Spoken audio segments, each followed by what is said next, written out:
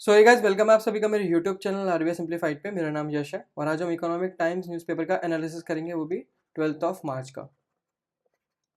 इसके अलावा मेरा एक टेलीग्राम चैनल भी है। अगर आपको इस पर्टिकुलर सेशन की पीडीएफ चाहिए हो या पुराने सेशन की आप पीडीएफ एक्सेस करना चाहते हैं तो आप ये टेलीग्राम चैनल ज्वाइन कर सकते हैं। इसका जो लिंक है वो आरबीआई सिंप्लीफाइड चैनल के अबाउट सेक्शन में मिल जाएगा और इस वीडियो के डिस्क्रिप्शन बॉक्स में मिल जाएगा, तो आप उसके थ्रू ज्वाइन कर सकते हैं। तो अब स्टार्ट करते हैं आज के सेशन को। तो एक बार पहले कंटेंट देख लेते हैं। तो आज के न्यूज़पेपर में से मैंने 4 न्यूज़ को पिक किया और 4 की 4 न्यूज़ बहुत ज़्यादा इंपॉर्टेंट है, अलग अलग डायमेंशन के ऊपर बात कर रही हैं। इसमें अलग अलग कॉन्सेप्ट इन्वॉल्व है, तो उन कॉन्सेप्ट को पहले डेप्थ में समझेंगे कि वो कॉन्सेप्ट है क्या, फिर उसके थ्रू पूरी न्यूज़ को समझने की कोशिश करेंगे। ठीक है, जैसे पहली न्यूज़ क्या है? पहली न्यूज़ है government eases FDI rules for bordering nations, pushes IBC reforms and monitor West Asia conflict. ठीक है, तो इस पहली न्यूज़ के अंदर भी 3 पार्ट है। जो पहला पार्ट है वो पीएन 3 के बारे में बात कर रहा है, प्रेस नोट 3। ठीक है, तो हम यहाँ पर पीएन 3 से पहले बिफोर प्रॉब्लम्स क्या थी वो समझने की कोशिश करेंगे। ठीक है, तो 2020 में क्या प्रॉब्लम चल रही थी वो समझने की कोशिश करेंगे। जब पीएन 3 को इंट्रोड्यूस करा दिया तो उन प्रॉब्लम का सॉल्यूशन देखेंगे, कैसे किया सॉल्यूशन। बट पीएन 3 जो है ना बहुत स्ट्रिक्ट नॉर्म्स थे, ठीक है, रूल्स थे, तो उसकी वजह से क्या है और प्रॉब्लम्स क्रिएट हो गई। तो गवर्नमेंट ने अभी ईज किया है एफडीआई रूल्स, तो ऐसे उस प्रॉब्लम को, ये जो प्रॉब्लम इंड्यूस हो गई थी या राइज हो गई थी, इसको सॉल्व करने की कोशिश करिए, तो ये सॉल्यूशन था। ठीक है, तो सॉल्यूशन देखेंगे कि सॉल्यूशन क्या है, जिसके अंदर ईजेस क्या है एफडीआई रूल्स, तो इसको ही बोलते हैं डी मिनिमस मिनिमस रूल। ठीक है, तो इसके बारे में बात करेंगे। तो ये पहला पार्ट है। सेकंड पार्ट क्या है? Pushes IBC reforms. हमें पता है इंसॉल्वेंसी बैंकरप्सी कोड जो है वो 2016 के अंदर लॉन्च किया गया था, उसको इंट्रोड्यूस किया गया था, पर इसमें बहुत सारी प्रॉब्लम्स थी। तो पहले वो प्रॉब्लम्स क्या है वो समझने की कोशिश करेंगे। फिर अभी अमेंडमेंट बिल लेके आए हैं, ठीक है, अमेंडमेंट बिल पार्लियामेंट इसका 2025, तो उसमें क्या सॉल्यूशंस है वो देखेंगे, क्योंकि पार्लियामेंट्री सेलेक्टेड कमेटी ने कुछ सॉल्यूशंस दिए हैं। ठीक है, वो देखेंगे कि वो सॉल्यूशंस क्या हैं। फिर उसके बाद ये आईबीसी का पूरा स्ट्रक्चर समझने की कोशिश करेंगे। ठीक है, इसके अंदर 4 पिलर्स होते हैं, 4 pillar plus COC, committee of creditors, तो उनको समझने की कोशिश करेंगे कि उनका रोल क्या होता है। ठीक है, तो ये सेकेंड पार्ट होने वाला है। थर्ड पार्ट हमें बहुत पहले से ही पता है कि मॉनिटर है, मॉनिटर्स करें, गवर्नमेंट जो है मॉनिटर करेगी वेस्ट एशिया कॉन्फ्लिक्ट को। तो हम वेस्ट एशिया कॉन्फ्लिक्ट को बहुत पहले से ही पढ़ते आ रहे हैं। ठीक है, उसकी वजह से ऑयल प्रॉब्लम चल रही है, एलपीजी की प्रॉब्लम चल रही है और बहुत सारी प्रॉब्लम चल रही है। ठीक है, हमारा रुपी वीकन होता जा रहा है। ठीक है, तो वो हम पहले से ही पढ़ते आ रहे हैं, बस में थोड़ा सा देख लेंगे कि ओवरव्यू देख लेंगे बस। ठीक है, तो ये फर्स्ट न्यूज़ का फ्लो होने वाला है। सेकेंड न्यूज़ क्या है? RBI updates rules for calculating counter party credit risk to strengthen banks capital capital safety net. तो यहाँ पर क्या देखो, जब कोई बैंक एक कॉन्ट्रैक्ट में जाता है या कॉन्ट्रैक्ट साइन करता है with a counter party, contract sign करता है विद अ काउंटर पार्टी, तो एक प्रॉब्लम इनहेरिट करता है। ठीक है, जो कि होता है क्रेडिट रिस्क का। ठीक है, हमेशा आता है बैंक के पास, हमेशा एक ये इनहेरिटेड रिस्क होता है। ठीक है, तो यहाँ पर हम अलग अलग टर्मिनोलॉजी की बात करेंगे, जैसे पी एफ ई की पोटेंशियल फ्यूचर एक्सपोजर, फिर यहाँ पर आर सी की बात करेंगे रिप्लेसमेंट कॉस्ट के बारे में, फिर इससे कैलकुलेट करेंगे ई ए डी क्या होता है, एक्सपोजर एट डिफॉल्ट क्या होता है, फिर इससे कैलकुलेट करने की कोशिश करेंगे आर डब्ल्यू ए, ठीक है, रिस्क वेटेड एसेट्स, फिर उससे देखेंगे कि भाई कितनी कैपिटल रिक्वायरमेंट है। ठीक है, मतलब एक बैंक को कितनी कैपिटल असाइड कर देनी है, मतलब एज अ प्रोविजन रखनी है फॉर सेफ्टी। ठीक है, हमें पता है कि अगर अपने प्रॉफिट में से बहुत सारा पार्ट अगर एक bank as a capital requirement या प्रोविजन की तरह रख दे, सेट असाइड कर दे, तो उसे बिजनेस लॉस होता है, बैंक को बिजनेस लॉस होता है। तो उसके बारे में थोड़ा हम डिस्कस करेंगे। ठीक है, तो ये सेकंड न्यूज़ का फ्लो होने वाला है। थर्ड न्यूज़ क्या है? NITI Aayog releases 2026 physical health index, जिसमें उड़ीसा ने टॉप किया है अमंग मेजर स्टेट्स। तो ये फिजिकल हेल्थ इंडेक्स क्या होता है, ठीक है, उसके बारे में हम जानेंगे। इसके अंदर 5 इंडिकेटर्स हैं, उसके बारे में हम डेप्थ में डिस्कशन करेंगे, क्योंकि एक इंडेक्स में कैसे उसके इंडेक्स को कैलकुलेट किया गया है वही सबसे ज़्यादा इंपॉर्टेंट होता है। ठीक है, और कैसे फेज 2 के अंदर ये बहुत ज़्यादा इंपॉर्टेंट रहता है। ठीक है, इसमें सिर्फ और सिर्फ ये नहीं पूछा जाएगा कि उड़ीसा ने टॉप किया है मेजर स्टेट्स में, या नॉर्थ ईस्टर्न स्टेट में किसने टॉप किया है, नहीं, इसमें क्वेश्चन बहुत अलग तरीके से पूछे जा सकते हैं। ठीक है, और उन वैसे उस तरीकों को उस पर्टिकुलर वे को समझना इंपॉर्टेंट है और वैसे पढ़ना भी इंपॉर्टेंट है। और जब भी कोई इंडेक्स हो ना, तो उसमें जो भी इंडिकेटर्स हैं आपको समझने समझने होने चाहिए। ठीक है, आपको समझ आना चाहिए वो, नहीं तो मतलब नहीं है फिर वो इंडेक्स पढ़ने का, उसका इंडिकेटर समझना ज़रूरी है। ठीक है, तो हम इंडिकेटर को सही से समझेंगे, जो 5 इंडिकेटर्स हैं। फिर उसके बाद उड़ीसा ने टॉप किया है, फिर वो पूरी रैंकिंग देखेंगे। ठीक है, रैंकिंग तब देखेंगे। तो ठीक है, फोर्थ न्यूज़ क्या है? फोर्थ न्यूज़ है एसबीआई और मूवजी बैंक ने फॉर्म किया है एक अलायंस टू फाइनेंस करने के लिए एक merger and acquisition and cross border deal. तो पहले अभी क्या, कुछ टाइम पहले आरबीआई ने बहुत सारे डायरेक्शंस निकाले थे, ठीक है, फॉर मर्जर एंड एक्विजिशन, कि एक बैंक कैसे मर्जर एंड एक्विजिशन को फाइनेंस कर सकता है। तो अब उसे हम लाइव एक्शन में देखेंगे कि भाई कैसे एसबीआई ने और मूवजी ने एक अलायंस को फॉर्म किया है just to finance a merger and acquisition, ठीक है। तो हम उसको देखेंगे, एंड क्रॉस बॉर्डर डील, ठीक है। तो ये पूरा का पूरा फ्लो होने वाला है न्यूज़ का। अब चलते हैं पहली न्यूज़ पे, ठीक है। तो फर्स्ट न्यूज़ क्या है? फर्स्ट न्यूज़ है government eases FDI rules for bordering nations, pushes IBC reforms and monitor West Asia conflict. तो पहले थोड़ा न्यूज़ को पढ़ेंगे, फिर उसके बाद बिल्डअप करते हैं, ठीक है। तो ये जो आर्टिकल है वो हाईलाइट कर रहा है सेवरल मेजर डिसीजंस जो कि इंडियन गवर्नमेंट ने लिए हैं, with the centre piece being a strategic relaxation. एक स्ट्रेटेजिक रिलैक्सेशन किया है इन द एफडीआई रूल्स, ठीक है, फॉरेन डायरेक्ट इन्वेस्टमेंट रूल्स के अंदर एक स्ट्रेटेजिक रिलैक्सेशन किया है टू बूस्ट बूस्ट करने के लिए डोमेस्टिक मैन्युफैक्चरिंग। और also it also touches on corporate bankruptcy reforms. भाई आईबीसी के अंदर भी कुछ रिफॉर्म किया है और जियोपॉलिटिकल कंसर्न्स भी दिखाएं, क्योंकि मॉनिटर कर रही है वेस्ट एशियन कॉन्फ्लिक्ट्स को, ठीक है। तो पहला पार्ट है पीएन3 के ऊपर। तो ये देखते हैं कि पीएन3 होता क्या है। The big policy shift easing the FDI rules for bordering Nations. तो पहले हमें पीएन3 समझना पड़ेगा इस न्यूज़ को समझने से पहले, ठीक है, कि पीएन3 होता क्या है, क्यों एग्जिस्ट करता है। क्योंकि पीएन3 के अंदर ही मॉडिफिकेशन किया है, वो जो प्रॉब्लम्स थी, क्योंकि पीएन3 बहुत स्ट्रिक्ट था, तो उसने बहुत सारी प्रॉब्लम्स को क्रिएट किया, ठीक है। और उसके अंदर एक मॉडिफिकेशन किया गवर्नमेंट ने अभी, ठीक है, जिसको बोलते हैं दी मिनिमस, ठीक है। तो पहले ये सब चीज़ें समझने से पहले हमें ये समझना पड़ेगा ना कि पीएन3 होता क्या है, ठीक है। तो पीएन3 के पहले उस पर हम थोड़ा डिस्कशन कर लेते हैं। तो एक बार कॉन्टेक्स्ट देख लेते हैं पीएन3 का। इन 2020 में during the covid pandemic and following the border clashes in the Galwan valley, India ने इम्प्लीमेंट किया पीएन3।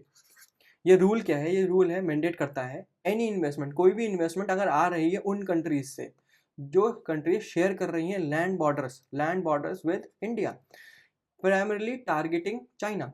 ये पीएन3 से पता है किसको टारगेट कर रहे हैं? चाइना को। चाइना के एफडीआई को टारगेट कर रहे हैं, वहां से आती हुई कोई इन्वेस्टमेंट को टारगेट कर रहे हैं। Requires a strict prior government approval. तो ये रूल क्या बोल रहा है? ये रूल मैंडेट कर रहा है कोई भी अगर इन्वेस्टमेंट आती है उन कंट्रीज से जो कंट्रीज शेयर करती है लैंड बॉर्डर विद इंडिया, ठीक है, उनको एक स्ट्रिक्ट प्रायर गवर्नमेंट अप्रूवल की रिक्वायरमेंट होगी, ठीक है। तो ये है। तो एक बार पूरी स्टोरी समझने की कोशिश करते हैं कि बिफोर पीएन3 क्या था, आफ्टर पीएन3 क्या हुआ, और जब पीएन3 को इंट्रोड्यूस किया कराया गया तो उसमें क्या चेंजेस किए गए, ठीक है। तो बिफोर पीएन3, और ये कौन से टाइम की बात कर रहे हैं? 2020 की बात कर रहे हैं, ठीक है। उससे पहले की, मतलब बिफोर, ठीक है, बिफोर है तो उससे पहले की, 2020 से पहले की।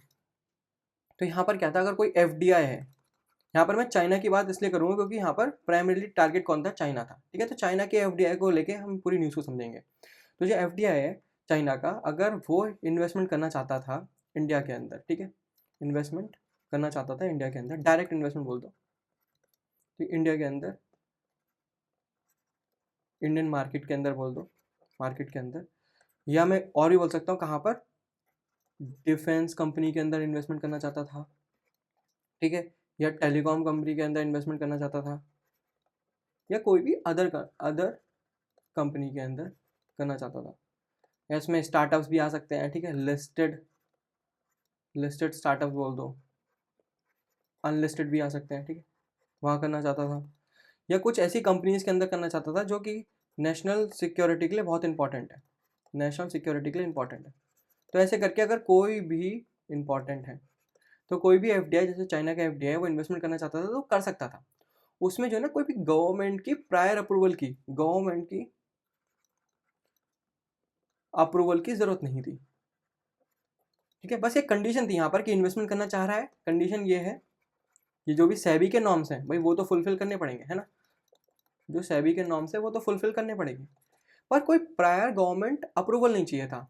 वो ऐसा कर सकता था कि एफडीआई डायरेक्ट इन्वेस्टमेंट करे, इन्वेस्टमेंट करने के बाद इंडियन गवर्नमेंट को बता दे, है ना, हमारी गवर्नमेंट को बता दे कि मैंने यहाँ पर इन्वेस्टमेंट किया है, ठीक है। तो पहले इन्वेस्टमेंट करता था, फिर उसके बाद इन्फॉर्म करता था इंडियन गवर्नमेंट को। तो कोई प्रायर अप्रूवल नहीं चाहिए था बिफोर पीएन3। अभी मैं आपको एक और चीज़ बता दूं कि जब भी एफडीआई इन्वेस्टमेंट कर रहा होता है तो हमें पता है कि वो 10% से ज़्यादा इन्वेस्टमेंट कर रहा होता है, ठीक है, 10% से ज़्यादा स्टेक बाय कर रहा होता है, किसी भी कंपनी के अंदर, ठीक है। और जिस कंट्री के अंदर इन्वेस्टमेंट कर रहा है उनको उस पर्टिकुलर कंट्री को प्रोवाइड कराता है क्या, स्टिकी मनी, जो लंबे टाइम तक मनी है रहने वाला है कंट्री के अंदर, ठीक है, स्टिकी मनी प्रोवाइड कराता है। तो यहाँ पर कुछ एडवांटेज दिए जाते हैं एफडीआईज को। वो एडवांटेज क्या होते हैं, उनके पास they have a management control, उनके पास मैनेजमेंट कंट्रोल होता है, ठीक है। और एक्सेस होता है टू सेंसिटिव इन्फॉर्मेशन, भाई सेंसिटिव इन्फॉर्मेशन का भी एक्सेस होता है। इन्फॉर्मेशन बोल लो या डाटा बोल लो, ठीक है। और ये प्रॉब्लम की बात है कौन सी कंपनीज के लिए, नेशनल सिक्योरिटीज़ के लिए, है ना। तो नेशनल सिक्योरिटी वाली कंपनी है, जैसे डिफेंस कंपनी हो गई, टेलीकॉम कंपनी हो गई, ठीक है। तो उनको ये पावर मिलती थी, प्लस उनको ऑफर की जाती थी सीट्स बोर्ड के अंदर, ठीक है। बोर्ड के अंदर सीट मिलती थी, बोर्ड मेंबर बन जाते थे वो, ठीक है। और वो इंडल्ज करते थे वो इंडल्ज होते थे या स्ट्रेटजीज मेक करते थे, strategies of that particular company, ठीक है। तो ये सारी पावर मिलती थी अगर कोई एफडीआई इन्वेस्टमेंट कर रहा है किसी कंट्री के अंदर, ठीक है। तो मैंने आपको यही बता दिया कि पहले एफडीआई बिफोर PN3 एफडीआई आराम से इन्वेस्टमेंट कर पाते थे इंडियन मार्केट के अंदर। शर्त है कि भाई सेबी की नॉर्म्स को फुलफिल करना है विदाउट गवर्नमेंट प्रायर अप्रूवल, ठीक है। वो बाद में इन्फॉर्म करते थे और एक एफडीआई को ये सारी पावर भी मिल जाती हैं, ठीक है। तो देखो PN3 को इंट्रोड्यूस क्यों किया गया, अब यहाँ पर क्वेश्चन ये आता है, ये तो पहले की बात हो गई। अब PN3 को क्यों ही इंट्रोड्यूस किया गया, तो अब आते हैं 2020 पे। अब 2020 की बात करते हैं। 2020 पे क्या है, हमें पता है कोविड-19 चल रहा था, ठीक है। वो फुल मोड में था, फुल मोड चल रहा था उसका, ठीक है। तो उसकी वजह से क्या है, हमारा जो इंडियन मार्केट है ना, हमारा जो इंडियन मार्केट था वो क्रैश हो गया था, ठीक है। क्रैश हो गया था, इंडियन मार्केट क्रैश हो गया था। अभी इंडियन मार्केट क्रैश होने का मतलब क्या है, जो इंडियन कंपनीज हैं उनकी स्टॉक वैल्यूएशन जो है वो गिर गई थी, ठीक है। वो गिर गई थी, इसका मतलब क्या है, स्टॉक के प्राइसेस गिर गए थे, स्टॉक के प्राइसेस गिर गए थे।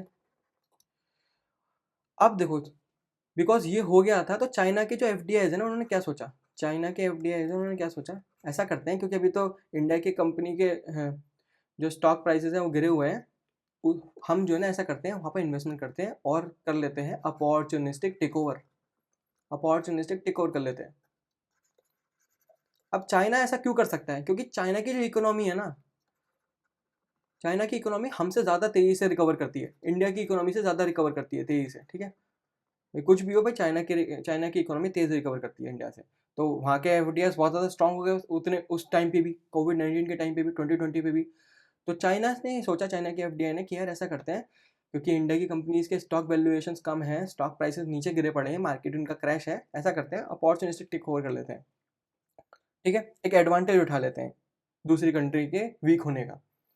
तो क्योंकि अगर ऐसा कर लिया, बहुत सारी कंपनीज के अंदर इन्वेस्टमेंट कर डाला, तो चाइना की डोमिनेंसी बन जाएगी हमारे इंडियन मार्केट में, ठीक है। और बिकॉज वो एक एफडीआई है तो ये सारी पावर भी उनके हाथ में आ जाएगी, ठीक है। ये सारी पावर भी उनके हाथ में आ जाएगी, हमारी नेशनल सिक्योरिटी को खतरा हो सकता है। तो गवर्नमेंट ने बोला ठीक है, तुम ये चालबाजी करने की कोशिश कर रहे हो, हम इंट्रोड्यूस करते हैं PN3 को। अब तुम्हें कोई भी इन्वेस्टमेंट करनी होगी, तुम्हें कोई भी अपॉर्चुनिस्टिक टेक ओवर करना होगा, तो तुम्हें हमसे पहले परमिशन लेनी पड़ेगी, गवर्नमेंट से परमिशन लेनी पड़ेगी, सारी मिनिस्ट्री से परमिशन लेनी पड़ेगी, यूनियन मिनिस्ट्री से परमिशन लेनी पड़ेगी, अलग अलग मिनिस्ट्री के पास जाना पड़ेगा और बताना पड़ेगा कि हम यहाँ पर इन्वेस्टमेंट कर रहे हैं, कितना इन्वेस्टमेंट कर रहे हैं और क्या करने वाले हैं उससे, ठीक है। हम अपॉर्चुनिस्टिक टेक ओवर करने वाले हैं, हम स्ट्रेटेजिक इम्प्लीमेंटेशन करने वाले हैं, मतलब कुछ भी, वो ये जो पावर है ये लेने वाले हैं, ऐसा बताना पड़ेगा सारी सारी चीज़ों को। फिर गवर्नमेंट देखेगी, ठीक है अच्छा तुम ये करने वाले हो, तुम ये पर्टिकुलर चीज़ें करने वाले हो, तो वो देखेगी कि ये नेशनल सिक्योरिटी के लिए परफेक्ट है या नहीं। अगर नेशनल सिक्योरिटी को हार्म करती है किसी वे में, अप्रूवल नहीं मिलेगा, ठीक है, अप्रूवल ही नहीं मिलेगा। और अगर नहीं हार्म करती है, नॉर्मल है, तो अप्रूवल मिल जाएगा। लेकिन इस पूरी चीज़ों में बहुत सारा टाइम लगता है, ठीक है। 12 वीक से ईयर्स लग जाते थे, ठीक है। तो हमने पहले प्रॉब्लम देख ली, जो बिफोर क्या बोलूँ, PN3 को जब इंट्रोड्यूस कराया गया था तो क्या प्रॉब्लम को सॉल्व किया गया, ये मार्केट अपॉर्चुनिटी टेक ओवर ना हो, इसको सॉल्व किया गया, ठीक है। लेकिन बिकॉज PN3 जो है ना बहुत ज़्यादा स्ट्रिक्ट था, गवर्नमेंट बहुत ज़्यादा टाइम ले लेती थी, तो इससे कुछ और प्रॉब्लम स्टार्ट हो गई, ठीक है। तो अभी हमने देख लिया कि PN3 से पहले वाला स्टांस क्या था, PN3 को जब PN3 आया तो तब क्या सॉल्यूशंस निकले, ठीक है, अपॉर्चुनिटी टेक ओवर का। और अब PN3 की वजह से क्या अगली प्रॉब्लम्स क्रिएट हुई वो हम देखेंगे, ठीक है, वो हम आगे देखते हैं, ठीक है। तो मैंने आपको पूरा बता दिया है, तो एक बार आगे पढ़ लेते हैं। The goal was to prevent the opportunistic takeover या hostile takeover of the vulnerable Indian company, ठीक है। However this essentially froze Chinese investment, Chinese investment को फ्रोज ही कर दिया पूरे का पूरा, dropping from 163.8 million dollar in financial year 20 to just 2.7 million in financial year 25। बहुत ही कम हो गई, ठीक है, बहुत ही कम हो गई, जिसकी वजह से बहुत ज़्यादा स्लो डाउन हो गया मेक इन इंडिया का मैन्युफैक्चरिंग एम्बिशन, ठीक है। यही प्रॉब्लम थी जो इंड्यूस होने लगी, ठीक है, because Indian companies were cut off from the crucial Chinese technology और सप्लाई चेन। क्योंकि हम कुछ भी बोलें, ठीक है, हमें PN3 को इंट्रोड्यूस किया माना, ठीक है, नेशनल सिक्योरिटी के लिए माना, नेशनल इंटरेस्ट के लिए किया माना, लेकिन भाई इंडिया अभी भी बहुत ज़्यादा डिपेंडेंट है चाइना की टेक्नोलॉजी पे, ठीक है, वहाँ की सप्लाई चेन पे, ठीक है। चाइना की टेक्नोलॉजी इंपॉर्टेंट है, ठीक है, वहाँ की इन्वेस्टमेंट इंपॉर्टेंट है इंडिया के लिए, और सप्लाई चेन तो बहुत ज़्यादा इंपॉर्टेंट है, ठीक है। तो बिकॉज ऑफ PN3 इनमें प्रॉब्लम आने लग गई, यहाँ प्रॉब्लम आई, ठीक है। तो हम अगली स्लाइड में जो है ना, ये जो है अब रूल्स की जब हम बातें करेंगे रूल्स के बारे में, तो हम यहाँ पर प्रॉब्लम्स को भी देखेंगे, ठीक है, और उसके सॉल्यूशंस को भी देखेंगे, वो हम साथ में देखेंगे, ठीक है। तो ठीक है, अब इस स्लाइड में हम क्या देखेंगे, आफ्टर PN3 के बारे में बात करेंगे, ठीक है, क्योंकि आफ्टर PN3 बहुत सारी प्रॉब्लम्स आ गई। हमने पीछे डिस्कस किया ना कौन सी प्रॉब्लम्स थी। प्रॉब्लम देखो ये वाली कि भाई एक मिनट, ऊपर क्यों नहीं हो रहा, ठीक है, कि भाई because of this PN3 Indian companies were cut off from the crucial Chinese technologies और सप्लाई चेन, और इन्वेस्टमेंट भी कम हो गया, ठीक है, क्योंकि प्रायर गवर्नमेंट अप्रूवल चाहिए था, जो कि टाइम टेकिंग प्रोसेस है, ठीक है। तो इंडिया जो है ना चाइना की टेक्नोलॉजी यूज़ नहीं कर पा रहा था, उसे ले नहीं पा रहा था, इन्वेस्टमेंट नहीं आ रही थी वहाँ से, और सप्लाई चेन भी ब्लॉक हो गई थी, क्योंकि PN3 की वजह से गवर्नमेंट का अप्रूवल चाहिए, वो टाइम लेता था, ठीक है। तो ये नई नई प्रॉब्लम्स आई PN3 के बाद। तो अब सॉल्यूशन क्या निकाला है गवर्नमेंट ने, तो अभी वो सॉल्यूशन को इंट्रोड्यूस किया है। तो गवर्नमेंट ने ईज किया है FDI rules for bordering nation. तो नए रूल को, जो न्यू रूल्स है, उसको समझने की कोशिश करेंगे, और प्रॉब्लम्स को भी देखेंगे, प्रॉब्लम क्या थी, और फिर उसका सॉल्यूशन देखेंगे, ठीक है। तो गवर्नमेंट ने now has relaxed these strict curves, but in a highly controlled way, highly controlled way में किया है। तो जो पहला रूल है, पहला रूल क्या है, द 10% थ्रेशोल्ड ऑटोमेटिक रूल, ठीक है, इसको ही बोलते हैं डी मिनिमस रूल, ठीक है। इसमें क्या होता है, foreign entities from bordering countries, ठीक है, can now invest in Indian companies, वो कर सकती हैं विदाउट गवर्नमेंट प्रायर अप्रूवल, ठीक है, इसको ऑटोमेटिक रूट बोलते हैं। बट यहाँ पर एक कैच भी है, provided there BO beneficial ownership actual control और फाइनेंशियल स्टेक जो है वो स्ट्रिक्टली अंडर होना चाहिए 10% के, एक लिमिट लगा दी, और नेचर बता दिया, भाई नॉन कंट्रोलिंग नेचर होना चाहिए, ठीक है, मैनेजमेंट कंट्रोल नहीं मिलना चाहिए, जो आपको मैंने बताया था ना FDI में इतनी सारी पावर्स मिलती हैं, ये वाली पावर, ये वाली नेचर के नहीं होनी चाहिए, ठीक है, स्टेक्स, ठीक है। तो अंडर 10% होनी चाहिए और नॉन कंट्रोलिंग नेचर की होनी चाहिए। तो आफ्टर PN3 कुछ प्रॉब्लम्स को भी देखते हैं, और फिर ये 10% कैसे सॉल्व कर रहा है वो भी देखते हैं, ठीक है। तो देखो, और एक BO का कॉन्सेप्ट भी देख लेते हैं, ये BO क्या होता है, ठीक है। देखो हमें पता है कि PN3 के बाद चाइना के जो भी इन्वेस्टर्स थे या FDIs थे, वो डायरेक्ट तो इन्वेस्ट नहीं कर पाते थे, ठीक है, इंडियन मार्केट के अंदर, क्योंकि गवर्नमेंट का अप्रूवल चाहिए, पहले गवर्नमेंट के अप्रूवल के थ्रू ही कर सकते थे, जो कि टाइम टेकिंग प्रोसेस है। तो उन्होंने क्या सोचा, ऐसा करते हैं, इनडायरेक्ट करते हैं। इनडायरेक्ट कैसे करते हैं, दूसरी कंट्रीज में जाते हैं, जैसे USA, क्योंकि USA इंडिया के साथ बॉर्डर शेयर नहीं करता, तो वहाँ पर PN3 लगा हुआ है ही नहीं, ठीक है। तो USA में एक शेल कंपनी बनाते हैं, शेल कंपनी बनाते हैं, या शेल कंपनी बनाते हैं, या वहाँ के VCs या PEs को पैसा दे देते हैं, अपना मनी दे देते हैं, ठीक है, मनी, वहाँ पर एक फंड क्रिएट करते हैं, और फिर उसके थ्रू इंडियन मार्केट में पैसा इन्वेस्ट करते हैं। ये भी एक प्रोसेस है, ठीक है। तो यहाँ पर क्या है, क्योंकि इन्होंने US ने इन्वेस्ट किया है इंडियन मार्केट के अंदर, तो गवर्नमेंट को क्या लगेगा, तो भाई जितना ही पैसा है ना वो US से आया है, कोई दिक्कत नहीं है, US से आया है। लेकिन इसमें एक प्रॉब्लम है, भाई ये जो पैसा है, ये सच में पावर किसको दे रहा है, VC से PE को दे रहा है, नहीं भाई, इसका BO कौन है, बेनिफिशियल, मेन बेनिफिशियल ओनरशिप किसको मिल रही है, चाइना के FDI को मिल रही है, चाइना के इन्वेस्टर को मिल रही है। तो जो PN3 काम करना चाहता है वो तो हो ही नहीं रहा ना, क्योंकि ये बाईपास कर रहे हैं उसको, ठीक है। तो गवर्नमेंट ने इसको भी रोक लगा दी, ठीक है, ये भी नहीं हो सकता है। अब इसको कैसे रोक लगाई, भाई रोक कैसे लगाएंगे, गवर्नमेंट ने और ज़्यादा स्क्रूटनी इंक्रीज कर दी, क्योंकि इन्होंने स्क्रूटनी बहुत ज़्यादा इंक्रीज कर दी, तो वो टाइम टेकिंग प्रोसेस है, टेक्स टाइम, ठीक है, मतलब 12 वीक लग रहे हैं गवर्नमेंट को, ठीक है, और ईयर्स लग जा रहे हैं, क्योंकि पूरा रूट चेक करना है ना कि भाई यूएस से जो पैसा आया है वो असल में कहीं बीओ जो है उसका मेन चाइना का इन्वेस्टर तो नहीं है, तो जो PN3 का ऑब्जेक्टिव वही पूरा नहीं हुआ, ठीक है। तो इस चीज़ में, ये पूरी प्रोसेस में एक प्रॉब्लम और क्रिएट हो जाती थी कि भाई कोई अगर जेन्युइन इन्वेस्टमेंट आ रही है यूएस से, उसमें थोड़ा सा पार्ट भी, अगर थोड़ा सा पार्ट भी किसी चाइना का हो गया, चाइना के इन्वेस्टर का हो गया, ठीक है, यूएस से आ रही है इन्वेस्टमेंट असली तो, ठीक है, इंडियन मार्केट में थोड़ा सा पार्ट भी अगर चाइना का हो गया, थोड़ा सा भी, स्मॉल भी, भाई दोबारा से यूएस से इन्वेस्टमेंट आने नहीं देंगे, फंस जाएगी इन्वेस्टमेंट, ठीक है, जिसकी वजह से बहुत ज़्यादा इंपॉर्टेंट इन्वेस्टमेंट जो है स्टॉल हो जाती थी, जो आनी चाहिए, ठीक है। माना कि भाई चाइना के थोड़ा सा ही पार्टी तो आ रहा है, बहुत थोड़ा ही आ रहा है, यहाँ पर एक्चुअली में बीओ है ही नहीं वो, ठीक है, मेन ओनरशिप इसकी है ही नहीं, मेन ओनरशिप यहाँ पर यूएसए की ही है, ठीक है। स्टिल गवर्नमेंट बोलती थी, इंडियन गवर्नमेंट, कि भाई चाइना है वहाँ पर इन्वॉल्व, तो हम ये इन्वेस्टमेंट आने नहीं देंगे, यही प्रॉब्लम थी, ठीक है। इस लूप को क्रॉस करने के चक्कर में गवर्नमेंट ने कुछ इंपॉर्टेंट इन्वेस्टमेंट को भी रोक दिया, ठीक है, स्टॉल कर दिया, जो कि यूएस से आनी चाहिए थी, लेकिन अब वहाँ से भी नहीं आ रही है, क्योंकि जरा सा पार्ट चाइना का भी है। तो यहाँ पर ये भी बहुत कॉन्शियस होते थे उस टाइम पे कि भाई चाइना से तो पैसे ही नहीं लेंगे, नहीं तो इन्वेस्टमेंट कर ही नहीं पाएंगे इंडिया में, बिकॉज ऑफ दिस PN3, ठीक है, क्योंकि PN3 बहुत ज़्यादा स्ट्रिक्ट था, ठीक है। एक तो ये पूरी की प्रॉब्लम, आपको प्रॉब्लम समझ आ गई, बीओ की प्रॉब्लम भी समझ आ गई, तो ये फर्स्ट प्रॉब्लम थी। सेकंड प्रॉब्लम क्या थी? सेकंड प्रॉब्लम थी, अब देखो जो स्टार्टअप्स होते हैं ना, स्टार्टअप्स को भी पैसा चाहिए होता है। मानो कि बिफोर 2020 मतलब बिफोर PN3 बहुत सारे चाइनीज़ इन्वेस्टर्स ने यहाँ पर पैसा डाला हो, चाइनीज़ इन्वेस्टर्स ने यहाँ पर पैसा डाला हो, फॉर एग्जाम्पल अभी यहाँ पर मान लो लग गया है PN3, इधर PN3 लग गया, तो देखो यहाँ पर बहुत सारे चाइनीज़ इन्वेस्टर ने यहाँ पर इस स्टार्टअप के अंदर पैसा डाल दिया था बिफोर PN3। आफ्टर PN3 क्या हुआ, ये स्टार्टअप को बहुत सारा पैसा चाहिए था, ठीक है, इमरजेंसी सिचुएशन आ गई, यहाँ पर इनको बहुत पैसा चाहिए होता, मनी चाहिए था, तो ये बोलते हैं अपने इन्वेस्टर से, चाइनीज़ इन्वेस्टर से, अरे यार हमें पैसा चाहिए, पैसा दे दो, तो ये बोलते ठीक है पैसा हम दे देंगे, लो पैसा, पैसा ले लो, लेकिन पैसा कैसे लेंगे, PN3 है यहाँ पर, जिसमें टाइम बहुत ज़्यादा लगेगा, ठीक है, टाइम बहुत लगेगा इन्वेस्टमेंट करने में, क्योंकि गवर्नमेंट का अप्रूवल चाहिए।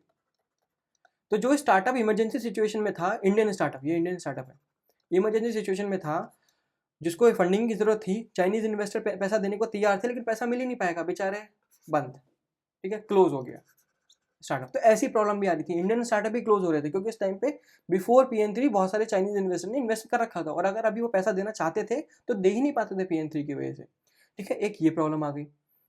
अब तीसरी प्रॉब्लम भी इससे ही रिलेटेड है, सेम चीज़, स्टार्टअप है, इंडियन स्टार्टअप है, वो अपने आप को स्केल करना चाहता है, वही सेम चीज़ है, यहाँ पर PN3 है, ठीक है, इधर बिफोर वाली कंडीशन है, ठीक है। अब वो अपने आप को स्केल अप करना चाहता है, अब कोई इमरजेंसी सिचुएशन नहीं है, अब वो स्केल अप करना चाहता है, तो वो बोलता है देखो हम FPO निकालते हैं, ठीक है, हम जो ना फॉलो ऑन पब्लिक ऑफर निकालते हैं। तो इसमें क्या है, इसमें पता होता है स्टार्टअप को कि भाई जो स्टेक्स हैं वो डाइल्यूट होंगे, तो ये क्या करते हैं, जो स्टार्टअप होते हैं अपने सारे के सारे इन्वेस्टर के पास जाते हैं और बोलते हैं देखो भाई, क्योंकि हम स्केल अप करने वाले हैं, हमें और पैसे की ज़रूरत है, तो क्योंकि तुम हमारे पहले से ही इन्वेस्टर हो, तो हम तुम्हें FPO में पहले से ही एक ऑप्शन देते हैं, राइट देते हैं कि तुम जो ना इन्वेस्टमेंट करो, और इन्वेस्टमेंट इसलिए करो क्योंकि तुम्हारे जो स्टॉक्स हैं, स्टेक्स हैं, वो डाइल्यूट होंगे, तुम्हें अगर कांस्टेंट रखना है तो करो इन्वेस्टमेंट, ठीक है, और करो। तो ये बोलते थे हाँ बिल्कुल, आप अच्छी कंपनी हो, आप स्केल अप भी करना चाहते हो, तो हम करेंगे इन्वेस्टमेंट, तो ये इन्वेस्टमेंट ही नहीं कर पाते थे, same cheese, because of PN3, time taking process है, ठीक है, तो ये भी नहीं हो पाता था। तो इससे क्या है, प्रॉब्लम किसको आई, इंडियन स्टार्टअप को, क्योंकि वो स्केल अप नहीं कर पाए।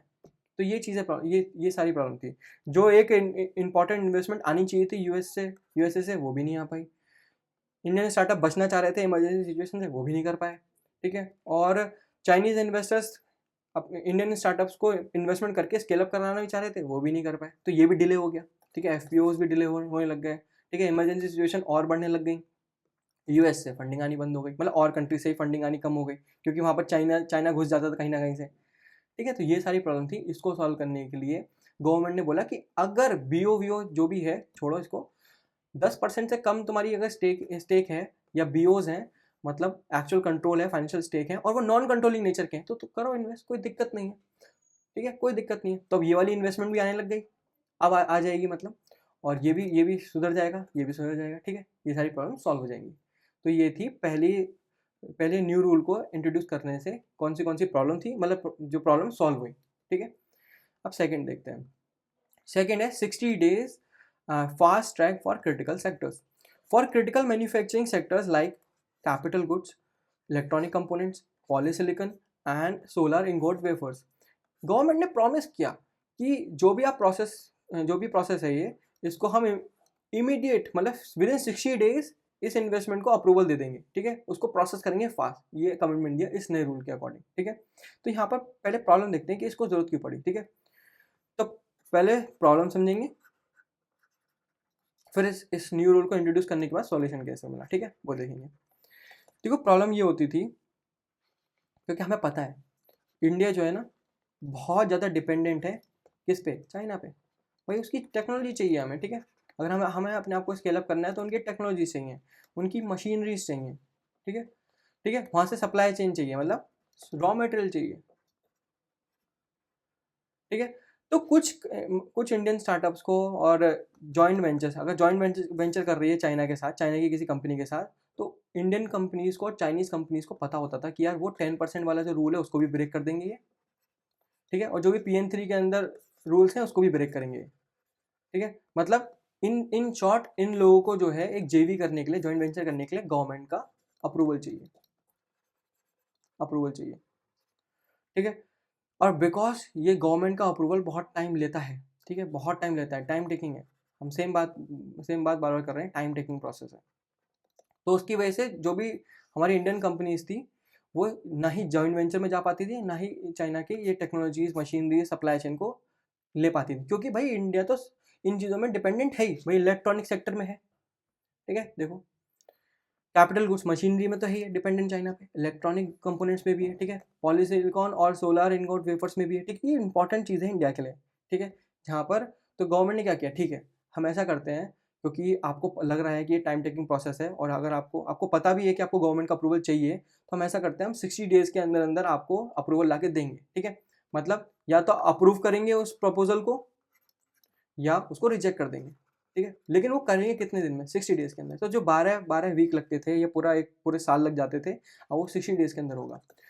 तो पहले क्या होता था, देखो इंडिया और चाइना कोई जॉइंट वेंचर में गया तो चाइनीज़ इन्वेस्टर्स को या कंपनी को डर लगता था, बहुत अनसर्टेनिटी रहती थी. ठीक है, और वो अनसर्टेनिटी क्या है, पोटेंशियल मैन्युफैक्चरिंग डील को किल करती थी, किल हो जाती है डील. ठीक है, तो गवर्नमेंट ने जब ये रूल को इंट्रोड्यूस कराया ना 60 डेज़ के अंदर, कि 60 डेज़ के अंदर हम आपको ला के देंगे. ठीक है, अप्रूवल या तो अप्रूव करेंगे या रिजेक्ट करेंगे, लेकिन वो 60 डेज़ के अंदर करेंगे. But in some critical sectors, सिर्फ क्रिटिकल सेक्टर में, सब सेक्टर में नहीं, सिर्फ क्रिटिकल सेक्टर्स में, कि भाई हमारी इंडियन कंपनीज भी ग्रो करें, स्केल अप कर पाएँ अपने आप को. ठीक है, वो भी प्रोडक्शन इंक्रीज कर पाएँ. ठीक है, तो इसलिए ये चीज़ इंपॉर्टेंट थी. अब इससे इम्पैक्ट पता है क्या, सॉल्यूशन से इम्पैक्ट क्या आया, इम्पैक्ट ये है जो भी हमारे सोलर मैन्युफैक्चरर्स हैं, ठीक है, या इलेक्ट्रॉनिक कंपोनेंट मैन्युफैक्चरर हैं, उनको पता है ये 60 डेज़ के अंदर डील हो जाएगी, या तो अप्रूवल मिल जाएगा या रिजेक्शन मिल जाएगा, हम दूसरी जगह जा सकते हैं. ठीक है, तो कोई अनसर्टेनिटी नहीं रहेगी. ठीक है, इंपॉर्टेंट सेक्टर्स के अंदर, क्रिटिकल सेक्टर्स के अंदर. ठीक है, तो इसीलिए ये सेकेंड रूल को लाया गया. अभी फर्स्ट रूल और सेकेंड रूल तो आए, बहुत बढ़िया. ठीक है, उससे इन्वेस्टमेंट भी आ रही है, बहुत बढ़िया. लेकिन उससे कुछ प्रॉब्लम्स भी आ रही हैं, तो वो प्रॉब्लम्स के बारे में देखते हैं. 10 सेफ्टी नेट, उस प्रॉब्लम को सॉल्व करने के लिए क्या लाया गवर्नमेंट, 10 सेफ्टी नेट. क्योंकि हमने बात करी थी कंट्रोल वे में करेंगे, हाईली कंट्रोल वे में करेंगे, तो वो कंट्रोल यही है. In all of these joint ventures या इन्वेस्टमेंट, जो मेजोरिटी शेयर होल्डिंग है और एक्चुअल कंट्रोल है ऑफ द कंपनी, ठीक है, वो must firmly remain in the hand of Indian resident. तो बस जो ऊपर ऊपर दो रूल के अंदर फ्लेक्सिबिलिटी दी गई ना, उसको कंट्रोल कैसे किया गया, उसको सेकंड ये थर्ड रूल से कंट्रोल किया गया, एक सेफ्टी नेट बना के कंट्रोल किया गया. ठीक है, तो देखो थोड़ा थोड़ा समझते हैं स्टोरी को. यहाँ पर क्या गवर्नमेंट बोल रही है कि हाँ यार हमने बहुत सारी चीज़ें रिलैक्स करी हैं. ठीक है, ठीक है, PN3 को बहुत रिलैक्स किया है. ठीक है, अभी ईजी हो गया है फ्लो ऑफ मनी. ठीक है, क्योंकि अभी अभी अभी की बात कर रहा हूँ, करंट नए रूल्स को इंट्रोड्यूस करने के बाद, न्यू रूल्स, गवर्नमेंट बोल रही है ठीक है हमने रिलैक्स किया है PN3 को, इजी फ्लो ऑफ मनी आया है. ठीक है, बहुत बढ़िया, इन्वेस्टमेंट आ रही है आपके पास, मशीनरीज आ सकती हैं. ठीक है, सप्लाई चेन भी आपकी अच्छी हो गई अब. ठीक है, इन रूल्स को लगाने के बाद, लेकिन भाई जो PN3 का मेन ऑब्जेक्टिव था उसको थोड़ी ना ख़त्म करना है. ठीक है, अपॉर्चुनिस्टिक टेक ओवर जो कर लेती थी कंपनियाँ, ठीक है, उसको थोड़ा ना ख़त्म करना है. भाई PN3 का जो मेन ऑब्जेक्टिव है वो तो होना ही चाहिए ना. तो इसलिए गवर्नमेंट ने क्या, एक सेफ्टी नेट क्रिएट किया. ठीक है, ये जो पर्टिकुलर रूल है एक फायर वॉल की तरह काम करेगा कि जितना भी पावर है, मेजोरिटी शेयर होल्डिंग है, देखो लिखा है ना, मेजोरिटी शेयर होल्डिंग से और एक्चुअल कंट्रोल है उस कंपनी का, वो किसके हाथ में होना चाहिए, रेजिडेंट के हाथ में होना चाहिए। ठीक है, तो ये इंपॉर्टेंट चीज़ है, क्योंकि अगर सारा मेन कंट्रोल अगर इंडियन रेजिडेंट के हाथ में होगा तो चाइनीज़ के हाथ में क्या नहीं आएगा। चाइनीज़ मतलब जो countries sharing borders with Indian country है, ठीक है, उसके साथ उसके हाथ में क्या नहीं आएगा, चाइना के हाथ में क्या नहीं आएगा इनडायरेक्टली, उसके हाथ में कोई भी कॉर्पोरेट की स्ट्रेटेजी नहीं आएगी, मतलब वो उस कंपनी की स्ट्रेटेजीज क्रिएट नहीं कर सकता। ठीक है, सेंसिटिव डाटा को एक्सेस नहीं कर सकता, सेंसिटिव डाटा को एक्सेस नहीं कर सकता। ठीक है, यह सप्लाई चेन जो हमारी हाईजैक नहीं कर सकता मेन सप्लाई चेन को या वाइटल सप्लाई चेन को। ठीक, तो इंडिया क्या बोल रही है, इंडिया फ़ायदा उठा रही है भाई, कोई दिक्कत नहीं है, आप इंपोर्ट कर सकते हो, टेक्नोलॉजी करो, लेकिन पावर अपने हाथ में रिटेन करके रखनी है। ठीक है, तुम्हें जितना भी चाइना का यूज़ करना है काइंड ऑफ, ठीक है, काइंड ऑफ, तो करो, कोई दिक्कत नहीं है, लेकिन पावर को अपने हाथ में रखो। ठीक है, तो ऐसे करके ये जो सेफ्टी नेट है लगाया गया बढ़िया है भाई। चलो ठीक है, तो फिर ये रूल भी हमने पढ़ लिए हैं। ठीक है, सही है भाई इंडिया में। तो द स्ट्रेटेजिक गोल यही है, this is the calculative move. ठीक है, कैलकुलेटिव मूव है to invite the Chinese money and technology back into India without giving up the actual control या corporate control. It is designed to help Indian companies form joint ventures, upgrade their technology, create jobs, integrate into global supply chain. बस यही सब चीज़ें। ठीक है, तो India ने बहुत ज़्यादा कैलकुलेशन के साथ ये FDI रूल्स को ईज ऑफ किया। ठीक है, ये पहला पार्ट खत्म होता है, अब अगले पे चलते हैं। ठीक है, अगला पार्ट क्या है, Insolvency and Bankruptcy Code IBC Amendment. The article note that the government is pushing forward the IBC Amendment Bill 2025 in a current budget session. ठीक है, गोल क्या है, टू स्पीड अप करने के लिए, स्ट्रीमलाइन करने के लिए the process of rescuing, dissolving financially struggling या स्ट्रेस कंपनी।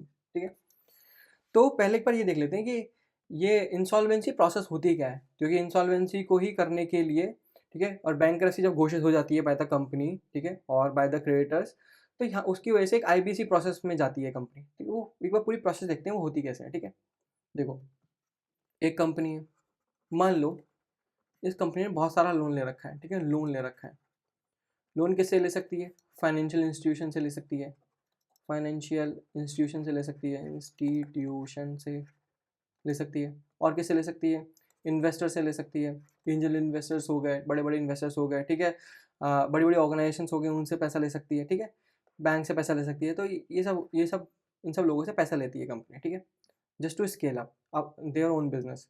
पर मान लो ये कंपनी जो है ना बहुत ज़्यादा लॉस कर रही है। ठीक है, उनका बिजनेस जो है ना लॉस में जा रहा है, तो अगर उनका बिजनेस लॉस में जाएगा तो क्या ये इस लोन का जो डेप्ट है इसको क्या पे ऑफ कर पाएगी, पे ऑफ ही नहीं कर पाएगी।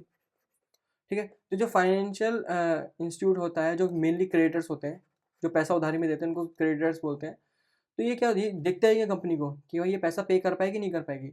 अगर इनको किसी टाइम पे लगता है कि ये पैसा पे नहीं कर पाएंगी, तो फर्स्ट ये, अगर क्रेडिटर्स को ऐसा लगता है, क्रेडिटर्स को ऐसा लगता है कि भाई ये पैसा पे नहीं कर पाएगी, या कंपनी के खुद के बोर्ड मेंबर को, सेकंड इनके बोर्ड मेंबर को ऐसा लगता है कि ये पैसा पे ही नहीं कर सकते क्योंकि लॉस में चल रहे हैं, तो ये अपने आप को दिवालिया घोषित कर देते हैं, मतलब बैंक करप्ट घोषित कर देते हैं, बैंक करप्ट घोषित कर देते हैं। ठीक है, ठीक है, और जब ये अपने आप को बैंक करप्ट घोषित करते हैं तो ये आते हैं एक प्रोसेस के अंदर जिसको बोलते हैं आईबीसी की process, insolvency and bankruptcy code, और यहाँ पर हम 2016 लेंगे क्योंकि वो तब इंट्रोड्यूस किया गया था इसको। ठीक है, तो इस प्रोसेस में जाते हैं।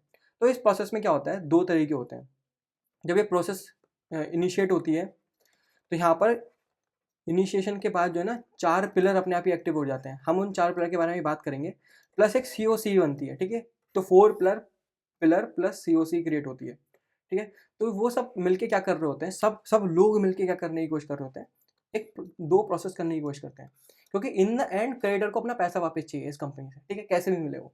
तो पहली प्रोसेस क्या होती है जो कि बहुत ज़्यादा चाहिए होती है लोगों की, भाई ऐसा ही हो, पहली प्रोसेस ज़्यादा डिमांड में होती है, ऐसा बोल दो, वो होती है कि भाई रेस्क्यू किया जाए कंपनी को। ठीक है, रेस्क्यू किया जाए। अभी जो हाल ही में जो कंपनी है, जो उसका ओनर है, वो कुछ नहीं कर सकता। ठीक है, उसने बैंकरप्सी घोषित कर दी है। ठीक है, तो पहला प्रोसेस क्या होता है आईबीसी का, या उसके 4 पिलर प्लस COC का क्या प्रोसेस होता है कि वो चाहते हैं कि रेस्क्यू हो कंपनी, मतलब एक ऐसा पोटेंशियल बायर ढूंढा जाए जो इस कंपनी को खरीदे और डेप्ट को पे ऑफ कर दे, ठीक है, डेप्ट को पे ऑफ कर दे। तो इसमें क्या है, इसमें बहुत ज़्यादा मनी रियलाइज होता है, हाई मनी जो है मनी रियलाइजेशन अच्छा होता है, गुड होता है, ठीक है। इसलिए सारे क्रिएटर्स चाहते हैं कि भाई पैसा उनको मिल जाए, उनको तो पैसा चाहिए ना, क्रिएटर्स को तो पैसा चाहिए, वापस पैसा मिल जाए, ठीक है। अभी तो बैंकरप्सी हो गई है तो भाई पैसा एटलीस्ट कुछ तो मिले, ठीक है। अगर कुछ नहीं होगा तो ये कंपनी, हमारा तो पैसा डूब जाएगा, ठीक है। तो पहली प्रोसेस के अंदर वो रेस्क्यू करना चाहती है कि भाई कंपनी भी चलती रहे, कोई दिक्कत नहीं है, उनको ज़्यादा फायदा होगा, सीओसीज को, मतलब जो कमेटी ऑफ क्रेडिटर्स है उनको ज़्यादा फायदा होगा इस चीज़ से, तो ये चाहती है कि पहला वाली प्रोसेस हो, रेस्क्यू की जाए कंपनी को, ठीक है। तो एक बायर ढूंढा जाता है, पोटेंशियल बायर। ये पोटेंशियल बायर क्या करता है, रेस्क्यू प्लान देता है, ठीक है। रेस्क्यू प्लान देते हैं, फिर सीओसीज इस पर डिस्कशन करती हैं, फिर वोट करती हैं, ठीक है। फिर इसके जो 4 पिलर्स हैं वो वर्क करते हैं और फिर वो फाइनल जजमेंट देते हैं, ठीक है। तो ऐसे करके होता है। तो पहली प्रोसेस होती है रेस्क्यू करना कंपनी को। अगर रेस्क्यू नहीं कर सकते, एक पोटेंशियल बायर नहीं ढूंढ सकते, तो फिर क्या बोलते हैं जो क्रेडिटर्स होते हैं, भाई इसको बेच मारो, ठीक है, इस कंपनी को बेच मारो, तो इसके जो एसेट्स हैं, ठीक है, उनको बेच दो, सेल ऑफ कर दो, ऑक्शन कर दो उनका, ठीक है। लेकिन जब भी ऐसा होता है ना, क्योंकि जो एसेट का सेल ऑफ होता है थ्रू ऑक्शन, इसमें जो है ना, जो वैल्यू असल में मान लो इस एसेट की वैल्यू है 1 करोड़ रुपीज़, पर क्या 1 करोड़ रुपीज़ रियलाइज होंगे? नहीं, 35 लाख रुपीज़ ही होंगे, बहुत कम। कोई कोई डूबती कंपनी को नहीं खरीदता वैसे भी, और उसके एसेट तो बिल्कुल ही नहीं खरीदता, ठीक है। तो कम में खरीदता है तो उसको कोई फायदा दिख रहा होता है तभी खरीदता है, ठीक है। तो 1 करोड़ का एसेट एसेट में 35 लाख में रियलाइज हुआ, तो इससे किसका लॉस है? सीओसीज का लॉस है, ठीक है, कम्युनिटी ऑफ क्रेडिटर्स का लॉस है बहुत ज़्यादा। तो ये प्रोसेस को नहीं चाहते लोग कि भाई ऐसे सेल ऑफ करना पड़े, ठीक है। तो पहली प्रोसेस को माना जाता है कि भाई ये अच्छी है, इसको करो।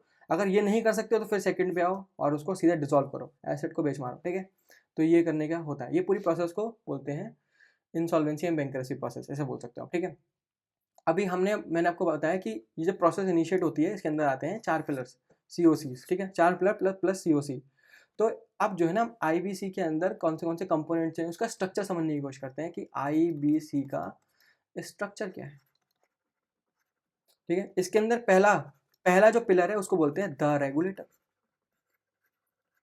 ठीक है। इसमें रेगुलेटर कौन होता है? IBBI रेगुलेटर होता है।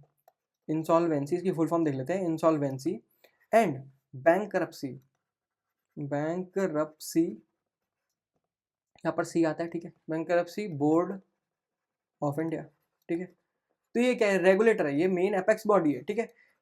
एपेक्स रेगुलेटरी बॉडी है, ठीक है। इसका काम क्या होता है? सिंपल है भाई, ये ओवरव्यू करता है, ये ओवरसी करता है पूरे के पूरे बैंकरप्सी के प्रोसेस को, ठीक है, या इकोसिस्टम को बोल दो, ठीक है। ये इसका मेन काम हो गया। प्लस ये जो है मॉनिटर करता है पूरी की पूरी प्रोसेस को। जब भी एक कंपनी बैंकरप्सी के अंदर जाती है तो उसको मॉनिटर करने का, ठीक है, पूरी की पूरी प्रोसेस को मॉनिटर करता है। क्योंकि ये रेगुलेटर है तो रेगुलेशन भी तो यही राइट करेगा, तो राइटिंग ऑफ रेगुलेशन ये भी करता है। प्लस इसके अंदर, इस पूरी प्रोसेस के अंदर जो भी लोग इन्वॉल्व हैं, जो भी प्रोफेशनल्स इन्वॉल्व हैं, जो भी एजेंसीज इन्वॉल्व हैं, उनको लाइसेंस देने का काम भी करता है। प्रोफेशनल्स इन्वॉल्व हैं और एजेंसीज इन्वॉल्व हैं, उनको लाइसेंस भी यही देता है। इन द एंड जो IBBI है वो किस मिनिस्ट्री के अंदर काम करता है? वो करता है ministry of corporate affairs, corporate affairs. आप ये बता सकते हो कि ये मिनिस्ट्री ऑफ कॉर्पोरेट अफेयर का यूनियन मिनिस्टर कौन है, ठीक है। तो ये पहले जो पहला पिलर है द रेगुलेटर, उसका वर्क होता है। और पहला जो रेगुलेटर है वो है, जो पहला पिलर है वो रेगुलेटर IBBI है, ठीक है। तो इसका पूरा काम है। अभी सेकंड कौन सा पिलर है? सेकंड में आता है द जुडिकेटिंग अथॉरिटी। इसको आप जो है ना कोर्ट की तरह मान सकते हो, ये कोर्ट होता है, ठीक है। ट्राइब्यूनल होता है, कोर्ट होता है, तो ये कोर्ट है। जितना भी प्रोसेस है वो कोर्ट करता है, ठीक है। तो ये क्या है? ये हाईली स्पेशलाइज्ड ट्राइब्यूनल होता है, ठीक है, जो लीगल ओवरसी करता है, सब चीज़ों को लीगली ओवरसी करता है, पूरी पूरी की पूरी प्रोसेस को देखता है लीगली, ठीक है। एडमिट करता है केसेस को। भाई केसेस कहाँ फाइल होंगे? यहीं तो फाइल होंगे, कोर्ट में तो आप केस को फाइल करते हो, ठीक है। तो एडमिट करता है केसेस को, ठीक है। और फिर उसके ऊपर फाइनल जजमेंट भी तो ये देगा। जजमेंट कौन देता है? जजमेंट भी यही यही ए देता है, ठीक है। एजुकेटिंग अथॉरिटी देती है, ठीक है। ये फाइनली बताती है कि भाई प्लान 1 को करना है या प्लान 2 को करना है, ठीक है। और ये प्लान 1 प्लान 2 क्या है, वो यही वाले, ठीक है। रेस्क्यू करना है, रेजोल्यूशन करना है या बेच मारना है, ठीक है। तो ये है सेकंड। तो ये इसमें क्या है, 2 कोर्ट आते हैं, 2 टाइप के ट्राइब्यूनल्स होते हैं। मैं इसको देखो, मैं इसको NCLT, वैसे NCLT होता है, मैं इसको एनक्लैट ही बोलता हूँ, ठीक है। मैं इसको एनक्लैट बोलता हूँ, आप इसको NCLT बोलते हो, ठीक है, आप बोल सकते हो। तो NCLT क्या होता है, नेशनल कंपनी लॉ ट्राइब्यूनल। ये क्या है, ये हैंडल करता है वो सारे केसेस जो कंपनी से रिलेटेड होते हैं, ठीक है, या LLP से रिलेटेड नहीं हाँ LLP से, भाई लिमिटेड लायबिलिटी पार्टनरशिप भी तो आएगी इसके अंदर, ठीक है। तो वो इसको करता है, ठीक है, इन सारे केसेस को हैंडल करता है। एनक्लैट, मैं इसको एनक्लैट ही बोलता हूँ, ठीक है। अगला क्या है, DRT, डेप्ट रिकवरी ट्राइब्यूनल, ठीक है। ये हैंडल करता है इंडिविजुअल के केसेस या स्टैंडर्ड पार्टनरशिप फर्म के, और स्टैंडर्ड पार्टनरशिप फर्म के, ठीक है। तो ये पूरा पूरा का पूरा सेकेंड पिलर हो गया। अभी थर्ड पिलर कौन है, थर्ड पिलर जो है वो होता है IP, ठीक है, इंसॉल्वेंसी प्रोफेशनल। ये कैप्टन होता है पूरी शिप का, इंसॉल्वेंसी प्रोफेशनल, सॉरी, ठीक है। तो ये हाईली स्पेशलाइज्ड लोग होते हैं, हाईली स्पेशलाइज्ड प्रोफेशनल्स होते हैं, लाइसेंस प्रोफेशनल्स होते हैं, ठीक है। इनको ही लाइसेंस कौन देता है, वो फर्स्ट पिलर देता है, ठीक है, IBBI देता है, ठीक है। तो ये जो है ना, ये कैप्टन, ये एक्ट करते हैं as a captain of a ship, company के, मतलब कैप्टन ऑफ द शिप मतलब कंपनी के कैप्टन बन जाते हैं, ठीक है। देखो, जब भी कोई भी कंपनी इंसॉल्वेंसी में जाती है, ठीक है, तो वहाँ पर जो उनका बोर्ड मेंबर होते हैं वो सस्पेंड हो जाते हैं, या मतलब पूरा जो बोर्ड है वो सस्पेंड हो जाता है, खत्म, ठीक है। तो अब पूरी पूरी कंपनी को कौन टेक ओवर करता है, ये IPs टेक ओवर कर लेते हैं, ठीक है। इनका मेन काम क्या होता है, इनका काम ये होता है कि भाई कंपनी को चलाए रखना, कीप कंपनी रनिंग, ठीक है, विद ऑनगोइंग कंसर्न अभी चल रहे हैं, ठीक है, मतलब पूरी प्रोसेस चल रही है, उसमें कंपनी चलती रहे। इनका और काम क्या होता है, ये वेरीफाई करते हैं, जो क्रेडिटर्स क्लेम करते हैं ना कि भाई हमारा इतना पैसा है, तो उसको वेरीफाई करते हैं कि भाई तुम्हारा जो क्लेम है वो सही है नहीं, ठीक है, तो उसको वेरीफाई करते हैं। प्लस हमने देखा था कि ये एक्टिव बायर भी ढूंढते हैं, बायर्स को सर्च करते हैं, ठीक है, एक्टिव बायर्स को सर्च करते हैं। तो इनका बहुत इंपॉर्टेंट काम होता है, ठीक है, ऐसे समझ सकते हो। जो हमारा अगला है फोर्थ पिलर, ये थर्ड पिलर हो गया, फोर्थ पिलर है इंफॉर्मेशन यूटिलिटीज, IUs बोलते हैं उसको, यूटिलिटीज, इसको बोलते हैं IUs, ठीक है। तो ये क्या है, देखो सबसे बड़ा इंपॉर्टेंट चीज़ क्या होती है किसी प्रोसेस के अंदर, जो डिले आता है, इस पूरी प्रोसेस के अंदर जो डिले आता है, इस बैंकरप्सी के अंदर डिले आता है, वो यही डिले होता है कि भाई क्या एक्चुअली में डिफ़ॉल्ट हुआ है या नहीं हुआ। देखो, जब भी हम A के पास जाके केस को फाइल करने की कोशिश करते हैं, तो वो पूछता है, ठीक है, वो पूछता है कि प्रूफ कहाँ है कि इसने सच में डिफ़ॉल्ट किया। अगर मान लो क्रेडिटर्स उठा के लेके गए इसको, तो प्रूफ मांगेंगे, तो भाई जो A है प्रूफ मांगेगा कि हम तभी केस को एडमिट करेंगे, पहले प्रूफ तो दिखाओ कि डिफ़ॉल्ट हुआ नहीं हुआ, ठीक है। तो ये क्या है, अब क्या है, सारे के सारी इन्फॉर्मेशन कौन होल्ड करके रखता है, इन्फॉर्मेशन यूटिलिटीज़ होल्ड करके रखते हैं। तो ये इन्फॉर्मेशन यूटिलिटीज़ क्या होते हैं, ये सेंट्रलाइज्ड सिक्योर डिजिटल डाटाबेस है, जैसे कि मैं आपको एग्जांपल दूं, NESL, ठीक है, NESL। तो ये क्या है, ये सारी की सारी इन्फॉर्मेशन रखेंगे कंपनी के बारे में, जो कंपनी है उसके बारे में सारी इन्फॉर्मेशन रखेंगे, मतलब फाइनेंशियल इन्फॉर्मेशन रखेंगे, कंपनी का इन्फो रखेंगे, ठीक है, फाइनेंशियल इन्फो रखेंगे, लोन एग्रीमेंट्स जितने भी किए हैं कंपनी ने वो रखेंगे, ठीक है, सारी इन्फॉर्मेशन होती है। डिफ़ॉल्ट रिकॉर्ड्स भी रखे होते हैं ऑफ कंपनी, ठीक है। तो ये सारी चीज़ें होती हैं। तो जब भी क्रेडिटर्स जब भी कंपनी को लेके जाता है ये A के पास, तो ये यूटिलिटीज़ के पास भी जाता है, मतलब IUs के पास भी जाता है और बोलता है कि भाई आप ये वाली इन्फॉर्मेशन इनको दे दो, सारी प्रूफ्स दे दो। तो ये जो IUs हैं, ये इररिफ्यूटेबल्स प्रूफ देते हैं, ठीक है, इलेक्ट्रॉनिक प्रूफ देते हैं। कि भाई कंपनी ने सच में डिफ़ॉल्ट किया है, और क्योंकि सारे प्रूफ मिल गए हैं तो ए बोलता है ठीक है केस को करा जाए एडमिट, तो ये फास्ट हो जाती है प्रोसेस। ठीक है, जो डिले क्रिएट होता है बैंक्रप्सी में वो फास्ट हो जाता है थोड़ा, बस ये है। तो ये 4 पिलर थे। अब इसके अलावा एक और पिलर आता है, मतलब वो पिलर एक्चुअली में पिलर नहीं है, वो 4 पिलर ही हैं। एक और बॉडी है जिसको बोलते हैं the main decision body, COC। ठीक है, कमेटी ऑफ क्रेडिटर्स। आपको समझ आ रहा होगा कि ये कमेटी ऑफ क्रेडिटर्स होते हैं, भाई जितने भी क्रेडिटर्स हैं उनकी एक कमेटी बन जाती है। ठीक है, तो ये मेन ये समझ लो ये मेन डिसीजन बॉडी है, डिसीजन बॉडी है। भाई हमें पता है कि जो ए है एडुकेटिंग अथॉरिटी है, वो फाइनल जजमेंट देती है, लेकिन वो फाइनल जजमेंट किसके ऊपर देती है? भाई जो COC चाहते हैं, COC क्या है, वोट्स करते हैं, वो वोट देते हैं कि भाई प्रोसेस 1 होनी चाहिए या प्रोसेस 2 होनी चाहिए। ठीक है, वो वोट करते हैं कि कंपनी के साथ क्या होगा, ये वोट करते हैं।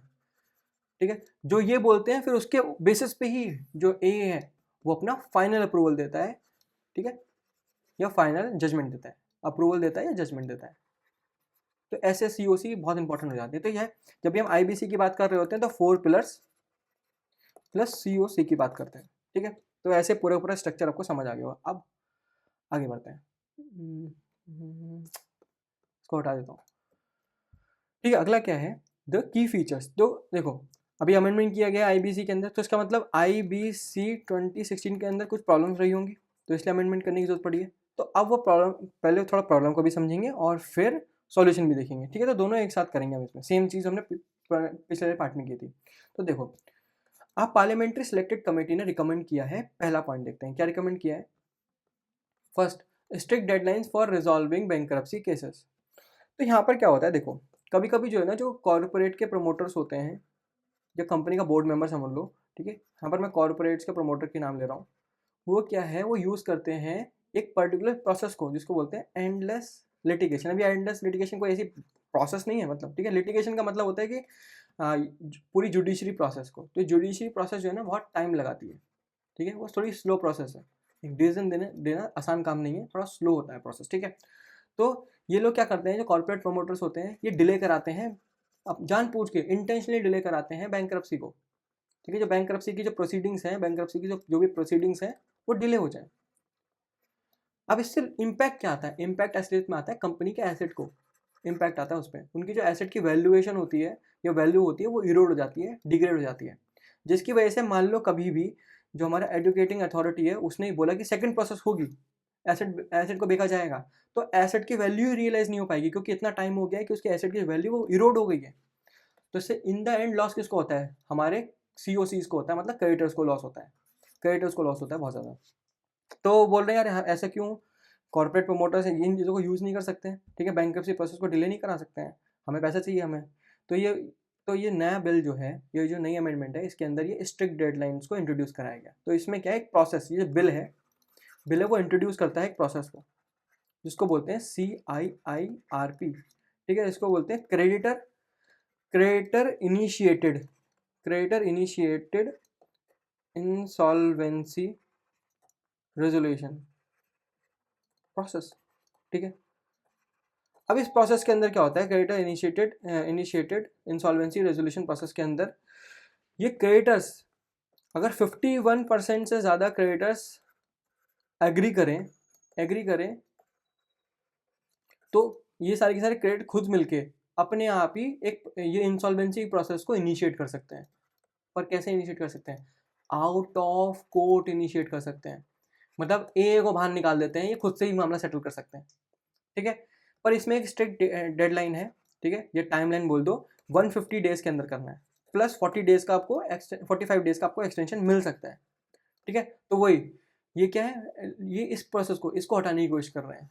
ठीक है, तो इसमें क्या है, जो CIIRP है इसके अंदर जो 51% से ज़्यादा अगर क्रेडिटर्स एग्री करते हैं तो वो इनिशिएट कर सकते हैं इंसॉल्वेंसी प्रोसेस को, मतलब कोर्ट को बाहर निकाल सकते हैं, हटा सकते हैं प्रोसेस से। ठीक है, ए को हटा सकते हैं, खुद से ही मामला सेटल कर सकते हैं।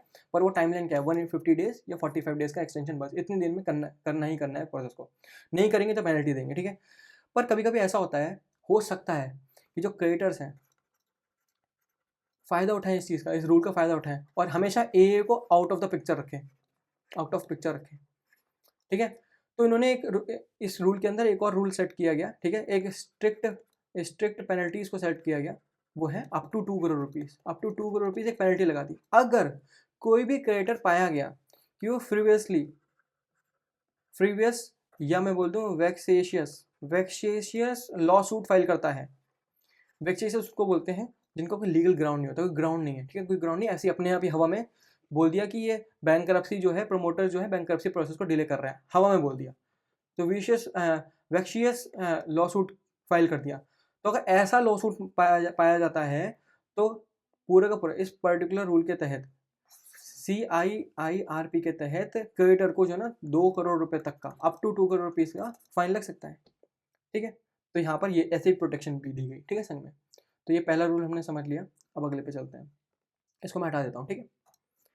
अगला क्या है, creating specific framework for handling complex groups insolvencies. तो देखो क्या होता है, ग्रुप इंसॉल्वेंसी में एक प्रॉब्लम आती है। अब देखो जो कंपनीज हैं, जो कॉन्ग्लोमेरेट्स हैं, उनका अगर उनमें IBC करनी हो तो भाई उसमें पेरेंट कंपनी भी होती है, उसकी सब्सिडीज भी होती हैं। तो पहले क्या होता था, IBC 2016 में क्या था, पेरेंट की अलग होगी, इन सब की अलग अलग होगी, ठीक है, सबकी जितनी भी सब्सिडी S1 S2 S3 जितनी भी हैं सबकी अलग अलग IBC प्रोसेस होगी, ठीक है। तो बहुत टाइम लग जाएगा और प्लस केओस क्रिएट हो जाएगा, केओस आ जाएगा, ठीक है, और सही से वैल्यू भी रियलाइज नहीं हो पाएगी अगर एसेट को बेच मानने की बात करी गई, ठीक है।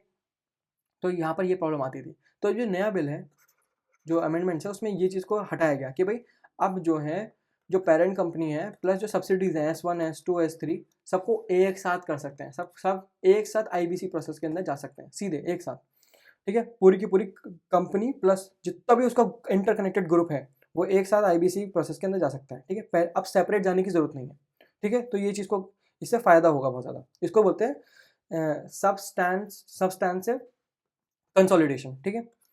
तो यहाँ पर क्या है, एक सिंगल एनक्लैट रहेगा, ठीक है, प्लस पूरे का पूरा कंसोलिडेटेड COC बनेगी, ठीक है, और एक सिंगल IP होगा, तो कोई रिसोर्स की बर्बादी भी नहीं हुई। ये तो अलग अलग एनक्लेट बैठती, ठीक है, और अलग अलग सिंगल IPs क्रिएट होते। तो यहाँ पर क्या सबको मर्ज कर दिया है, ठीक है, कंसोलिडेट कर दिया है इस पर्टिकुलर रूल के अंदर। अब प्रोसेस भी डिले नहीं होगी और वैसे जो एसेट्स हैं वो सब कंबाइंड हो जाएंगे, तो एसेट रियलाइजेशन अच्छा होगा, ठीक है, क्योंकि लोग टुकड़ों में नहीं खरीदना चाहते हैं, वो पूरे का पूरा कंपनी अगर मिले पूरी की पूरी तो वो खरीदने को तैयार होते हैं, उस पर ज़्यादा वैल्यू देने को भी तैयार होते हैं, ठीक है। तो एसेट का वैल्यूएशन बढ़ जाता है अपने आप ही। तो ये हमारा हो गया सेकंड वाला। अभी थर्ड देखते हैं।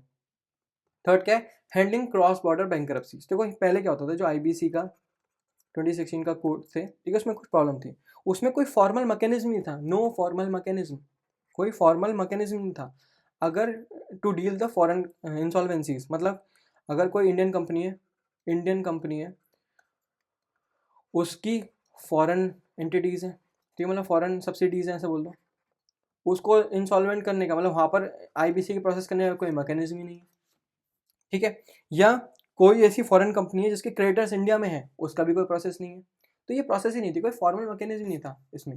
तो आप क्या, उन्हीं ये जो बिल है, ये यहाँ पर ये जो बिल है सेंट्रल गवर्नमेंट को पावर देता है कि वो अब रूल्स बना सकते हैं, नए रूल्स को बना सकते हैं और उसको अलाइन कर सकते हैं फॉरेन रूल्स के साथ। या फॉरेन में भी तो कुछ इंसॉल्वेंसी रूल्स होते होंगे ना, इंसॉल्वेंसी रूल्स के साथ अलाइन कर सकते हैं।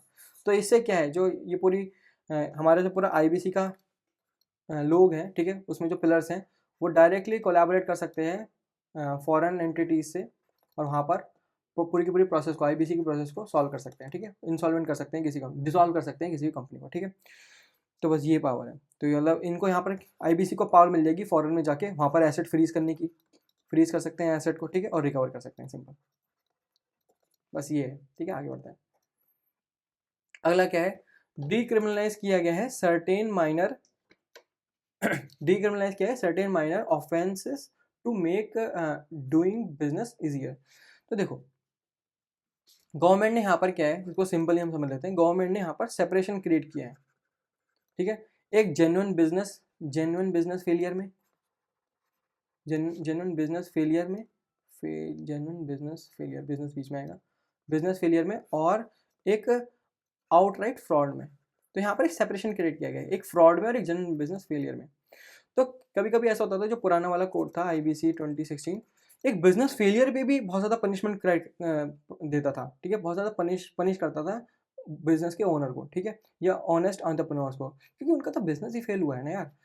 ऐसा हो सकता है कि बिजनेस फेल हो, लेकिन उनको उससे क्रिमिनलाइज कर देना, ठीक है, मतलब उनको क्रिमिनल प्रोसिक्यूशन करना उन पे, तो वो सही चीज़ नहीं है, तो उसको सेपरेट किया गया है। अगर जेन्युइन बिजनेस फेलियर है तो उसको जो है ना, उस पर क्रिमिनल प्रोसिक्यूशन नहीं होगी, ठीक है, उसको पेनल्टी देनी पड़ सकती है, पेनल्टी दोगे, ठीक है, पेनल्टी दोगे, लेकिन उस पर क्रिमिनल ऑफेंसेस नहीं लगेंगे, ठीक है, अगर वो सर्टेन माइनर ऑफेंस है तो। लेकिन अगर आउटराइट फ्रॉड है तो भाई फिर सेम चीज़, फिर तो क्रिमिनल प्रोसिक्यूशन होगी इस बंदे के खिलाफ, ठीक है। तो यहाँ पर गवर्नमेंट ने सेपरेट करने की कोशिश करी है, पहले वो सेपरेशन नहीं था, सबको सब पे क्रिमिनल प्रोसिक्यूशन होती थी, अब नहीं होती है, ठीक है, अब नहीं होगी मतलब। तो ये पूरा का पूरा आईबीसी की मतलब पहली न्यूज़ का सेकेंड पार्ट हो गया। अब थर्ड देख लेते हैं, मॉनिटर्स वेस्ट एशिया कॉन्फ्लिक्ट। तो monitoring the West Asia conflict, finally the report जो ये पर्टिकुलर आर्टिकल है हाईलाइट करता है कि government's economic anxiety regarding the ongoing conflict in the Middle East या वेस्ट एशिया, ठीक है। इम्पैक्ट क्या है, जब हमारे प्राइम मिनिस्टर मोदी हैं, has directed his ministries to closely monitor the situation because the Gulf war is choking global oil और gas supply, ठीक है। Further more highlighted risk in the regions are driving up maritime freight charges, which heavily burdens Indian exporters and disrupts global trade routes. तो देखो अभी अब LPG का बहुत ज़्यादा क्राइसिस चल रहा है, ठीक है, और गवर्नमेंट ने भी एक एक्ट को लगा दिया है, एसेंशियल कमोडिटी एक्ट, ठीक है, जहाँ पर सारे का सारा अब बिजनेस जो है गवर्नमेंट संभालेगी इन सब चीज़ों का, ठीक है, और जो भी ब्लैक मार्केट है वो बंद हो जाएंगे, ब्लैक मार्केट्स हैं वो बंद हो जाएंगे। और लोगों ने तो यार इसमें क्या है, मैं अपना पॉइंट ऑफ व्यू बताता हूँ, लोगों ने तो फालतू में होमवर्क क्रिएट करना स्टार्ट कर दिया है, ठीक है। माना कि सप्लाई में शॉर्टेज है, ठीक है, लेकिन इंडियन पीपल है वो क्या कर रहे हैं, वो तो और चीज़ें बेकार करने की कोशिश कर रहे हैं। देखो पहले से सप्लाई नहीं है ज़्यादा, एक लिमिटेड सप्लाई है, ठीक है, ऐसा नहीं कि सप्लाई नहीं है, सप्लाई है लेकिन लिमिटेड है। लेकिन लोग क्या है, अगर मान लो 1 लाख सिलेंडर की एलपीजी की सप्लाई शॉर्टेज है, ठीक है, लेकिन अब लोग उसको डबल करने की कोशिश कर रहे हैं, होर्डिंग कर रहे हैं। तो इंडियन पीपल क्या करते हैं, यही काम करते हैं, होर्डिंग करना स्टार्ट करते हैं। कोई न्यूज़ आई नहीं, जैसे ये तेल की न्यूज़ आई थी कि स्टेट ऑफ हॉर्मोज को ब्लॉक कर दिया है, अब ईरान से ऑयल नहीं आएगा, 20 और 30% हमारा ग्लोबल ऑयल वहाँ से आता है, ऐसे करके बोल दिया। और हमारा इंडिया जो है 80 to 85% ऑयल को इम्पोर्ट करता है, तो अभी इंडिया के पास रिजर्व भी नहीं बचा है, ऐसे करके बातें होने लग गई थी, जिसकी वजह से जो ऑयल प्राइजेस हैं वो थोड़े से बढ़े। प्लस लोगों ने होल्ड करना स्टार्ट कर दिया, मतलब फ्यूल को अपने पास रखना स्टार्ट कर दिया। तो पहले से एक गैप तो क्रिएटेड था, ठीक है, और लोगों ने उसको और उस गैप को और बढ़ाना स्टार्ट कर दिया होल्ड करके। तो ये होल्डिंग प्रोसेस नहीं करें लोग, है ना। एलपीजी की पहले से ही मात्रा कम है, ठीक है, लिमिटेड सप्लाई है, अभी लोग अपने पास होल्ड करके बैठे हुए हैं, ठीक है। जो ये लोग होल्डिंग भी कर रहे हैं ना, उनको भी कोई फ़ायदा नहीं होगा। भाई होल्डिंग करके आप कितने दिन संभाल लोगे। मान लो अगर ये प्रोसेस है, ये जो प्रॉब्लम है, ये प्रॉब्लम बहुत लंबी चली, ठीक है, बहुत लंबी चली, इसका भी कोई फ़ायदा नहीं है। तुम्हारे पास सप्लाई कितने दिन की तुम होल्ड करके सकते हो, 2 मंथ की फॉर एग्जांपल कर ली, उसके बाद क्या, अगर ये पूरी 1 साल चली तो होल्ड करने से तुम कोई फ़ायदा नहीं होता है। लोग जो ना डर जाते हैं, पैनिक करते हैं और ये चीज़ें होल्डिंग करना स्टार्ट कर देते हैं, को संभाल के अपने पास रखते हैं, अरे सर्कुलेशन में रहने दो उसको, ठीक है। तो तुम जो गैप है 1 लाख का, उसे डबल डबल कर रहे हो, 2 लाख का गैप कर दोगे सीधे। और अगर ये प्रॉब्लम 5-6 दिन में खत्म होने वाली है, 1-2 महीने में खत्म होने वाली है, तो आराम से खत्म हो जाएगी, नहीं होगी तो तुम्हारा होल्डिंग का भी कोई मतलब नहीं है, ठीक है। 2 महीने बाद तुम भी सेम गड्ढे में आ जाओगे। तो बहुत सारी प्रॉब्लम चल रही हैं, स्टेट ऑफ हॉर्मोस की अलग अलग प्रॉब्लम चल रही है, एलपीजी का अलग चल रहा है। तो न्यूज़पेपर पता है यही सब चीज़ें होती हैं आजकल तो, कि एलपीजी दिख रहा होता है, ठीक है, नेचुरल गैसेस दिख रही होती हैं और ऑयल दिख रहा होता है, ठीक है, बस यही सब चीज़ें इन्फॉर्मेशन होती है, इसके आसपास ही न्यूज़ घूम रही होती है सारी की सारी, ठीक है। तो आजकल तो यही चल रहा है। तो चलो स्टार्ट करते हैं, अगली न्यूज़ पे चलते हैं ना। तो ठीक है, बढ़ते हैं सेकंड न्यूज़ की तरफ। सेकंड न्यूज़ क्या बोल रही है, RBI updates rules for calculating counter party credit risk to strengthen banks capital safety net. ये जो आर्टिकल है वो आउटलाइन कर रहा है highly technical but crucial update. ये हाईली टेक्निकल है लेकिन क्रूशियल अपडेट है बाय द आरबीआई रिगार्डिंग कि बैंक कैसे कैलकुलेट करे अपना फाइनेंशियल रिस्क, ठीक है। तो यहाँ पर डेप्थ में समझने की कोशिश करेंगे कि वो कैलकुलेशन कैसे होती है। In simple terms, RBI is making sure कि जो बैंक्स हैं उनके पास इनफ फाइनेंशियल सेफ्टी नेट होना चाहिए टू सर्वाइव करने के लिए। कब, अगर कोई भी एंटिटी जिनके साथ वो ट्रेड करते हैं वो सडनली बैंकरप्ट हो जाए या फेल टू पे अप हो, ठीक है, या पैसा ना चुका पाए, ठीक है। बाय डूइंग दिस, जो आरबीआई है वो अलाइन कर रहा है इंडिया के बैंकिंग सिस्टम को with the international standards often refer to the Basel norms हमारा बेसल नॉर्म थर्ड चल रहा है, ठीक है। Making the financial system safer and more resilient, ठीक है। तो यहाँ पर कैलकुलेशन देखेंगे कि कैसे फाइनेंशियल सेफ्टी नेट की कैलकुलेशन होती है और कब होती है। Just to survive if the entities they traded with suddenly goes bankrupt और फेल टू पे अप, ठीक है। तो पहले एक बार रिस्क देखेंगे, वो रिस्क कैसे होता है, और ये ऑफ बैलेंस शीट वाला रिस्क होता है, ठीक है। देखते हैं आगे, थोड़ा पढ़ते हैं फिर उसके बाद समझ आएगा। Measuring trading partner risk, counter party credit risk. तो इसमें क्या होता है, देखो, जो एक बैंक है, जब वो एक कॉन्ट्रैक्ट के अंदर एंटर करता है, ठीक है, और एक कॉम्प्लेक्स कॉन्ट्रैक्ट के अंदर एंटर करता है, और वो किसी काउंटर पार्टी के साथ एंटर करता है, काउंटर पार्टी के साथ, ठीक है, या ट्रेडिंग पार्टनर के साथ, तो हमेशा एक रिस्क रहता है, ठीक है। हमेशा एक रिस्क रहता है। वो रिस्क क्या है कि ये कॉन्ट्रैक्ट को सेटल होने से पहले ही पहले, ये ट्रेड को सेटल होने से पहले ही पहले, क्या पता ये काउंटर पार्टी और ये ट्रेडिंग पार्टनर है वो डिफॉल्ट कर जाए, ठीक है, या वो डिसऑनर करे इस कॉन्ट्रैक्ट को, डिसऑनर करे कॉन्ट्रैक्ट को, तो ये पॉसिबिलिटी रहती है, ठीक है।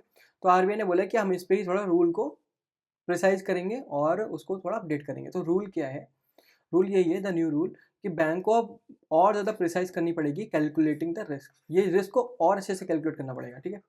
अब रिस्क को कैलकुलेट कैसे करना है वो हम देखेंगे।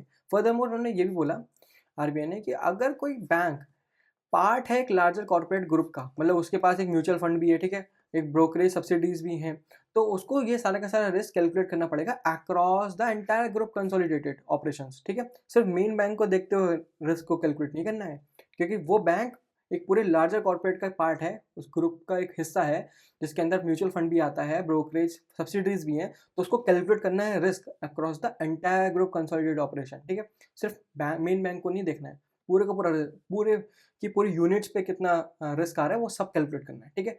अगर ये कॉन्ट्रैक्ट डिसऑनर हुआ तो, ठीक है, डिसऑनर हुआ या डिफॉल्ट कर दिया इस काउंटर पार्टी ने, तो ये पूरा का पूरा है, मेन फंडा है इस न्यूज़ का, ठीक है। तो अब कैलकुलेशन देखेंगे हम आगे, इसमें बहुत सारी चीज़ें भी हैं, ठीक है। अब आगे क्या है, off balance sheet trades and add-ons. देखो, bank frequently trades derivative, bank जो है फ्रिक्वेंटली डेरिवेटिव्स में ट्रेड करते हैं, फ्यूचर ऑप्शंस में ट्रेड करते हैं।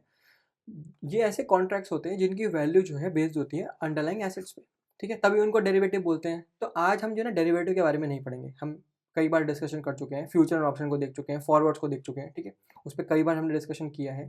तो आज हम इसके कोर पे नहीं जाएंगे, आज हम इसको न्यूज़ को समझने की कोशिश करेंगे कि कैलकुलेट कैसे होता है कोई भी एक्सपोजर, ठीक है। तो हमें पता है कि बैंक फ्रिक्वेंटली ट्रेड करते हैं डेरिवेटिव्स के अंदर जस्ट टू हैज रिस्क, ठीक है। लेकिन मैं हमेशा एक चीज़ को और ऐड करता हूँ कि अब स्पेकुलेशन भी करते हैं लोग, तो स्पेकुलेशन के लिए भी, ठीक है। तो डेरिवेटिव का यूज़ करते हैं बहुत ज़्यादा, और बैंक फ्रीक्वेंटली ट्रेड करता है डेरिवेटिव्स में, और वो ऐसे कॉन्ट्रैक्ट्स होते हैं जिनकी वैल्यू जो है ना बेस होती है अंडरलाइंग एसेट्स पे। तो इसलिए they are often held off balance sheet. क्यों ये डेरिवेटिव है, इसलिए इनको ऑफ बैलेंस शीट पर रखा जाता है। क्यों? क्योंकि यहाँ पर कोई मनी चेंज नहीं होता, कोई भी हैंड चेंज नहीं होता, ठीक है, मनी का हैंड चेंज नहीं होता अंटिल द कॉन्ट्रैक्ट एक्सपायर। जिस दिन कॉन्ट्रैक्ट को एग्जीक्यूट किया जाएगा तभी वो मनी हैंड चेंज करेगा, ठीक है, उससे पहले नहीं करेगा। कॉन्ट्रैक्ट तो आज साइन होते हैं ना, हमें पता था, जो डेरिवेटिव कॉन्ट्रैक्ट होते हैं वो साइन तो आज होते हैं, लेकिन फ्यूचर में एग्जीक्यूट होते हैं। तो फ्यूचर में वो मेन बैलेंस शीट पे जाएंगे, ठीक है, बैंक की। लेकिन अभी क्या है, क्योंकि आज साइन हुए हैं तो वो ऑफ बैलेंस शीट है, क्योंकि यहाँ पर कोई लोन नहीं लिया गया या मेन एक कॉन्ट्रैक्ट को नहीं यूज़ किया गया, ठीक है, अभी उसको एग्जीक्यूट नहीं किया गया या कॉन्ट्रैक्ट एक्सपायर नहीं हुआ। तो जब तक कोई कॉन्ट्रैक्ट एक्सपायर नहीं होता है या फ्यूचर में उसका सेटलमेंट नहीं होता, तब तक उसको ऑफ बैलेंस शीट रखते हैं, ठीक है। बैंक भी उसको ऑफ बैलेंस शीट रखते हैं, क्योंकि कोई मनी ही चेंज नहीं हुआ ना, तो कैसे कैसे आप बताओगे कुछ कि इतना पैसा भेज दिया है, उतना पैसा भेज दिया, कैसे रखोगे शीट में? मेन बैलेंस शीट में रख ही नहीं सकते हो, ठीक है। तो उसे मेन बैलेंस शीट के अंदर अकाउंट ही नहीं करते हैं, ऑफ बैलेंस शीट में रखते हैं। रिस्क क्या है? रिस्क है the future value of these trades can swing widely based on the market condition.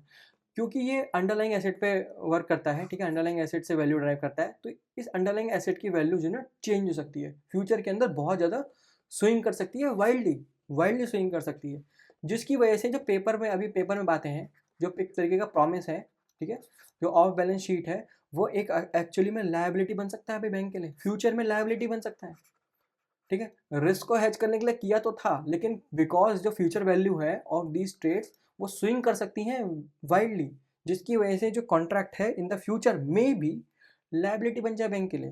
तो बैंक के पास एक रिस्क आ जाएगा फालतू का, ठीक है। अभी जो ऑफ बैलेंस दिख रहा है वो ऑन बैलेंस में अकाउंट होगा एज अ लॉस, ठीक है। तो ये रिस्क रहता है हमेशा। तो नया रूल क्या है, अब यहाँ पर यही पढ़ेंगे कि पोटेंशियल फ्यूचर एक्सपोजर कैलकुलेट कैसे करते हैं। ठीक है, इस कॉन्ट्रैक्ट का।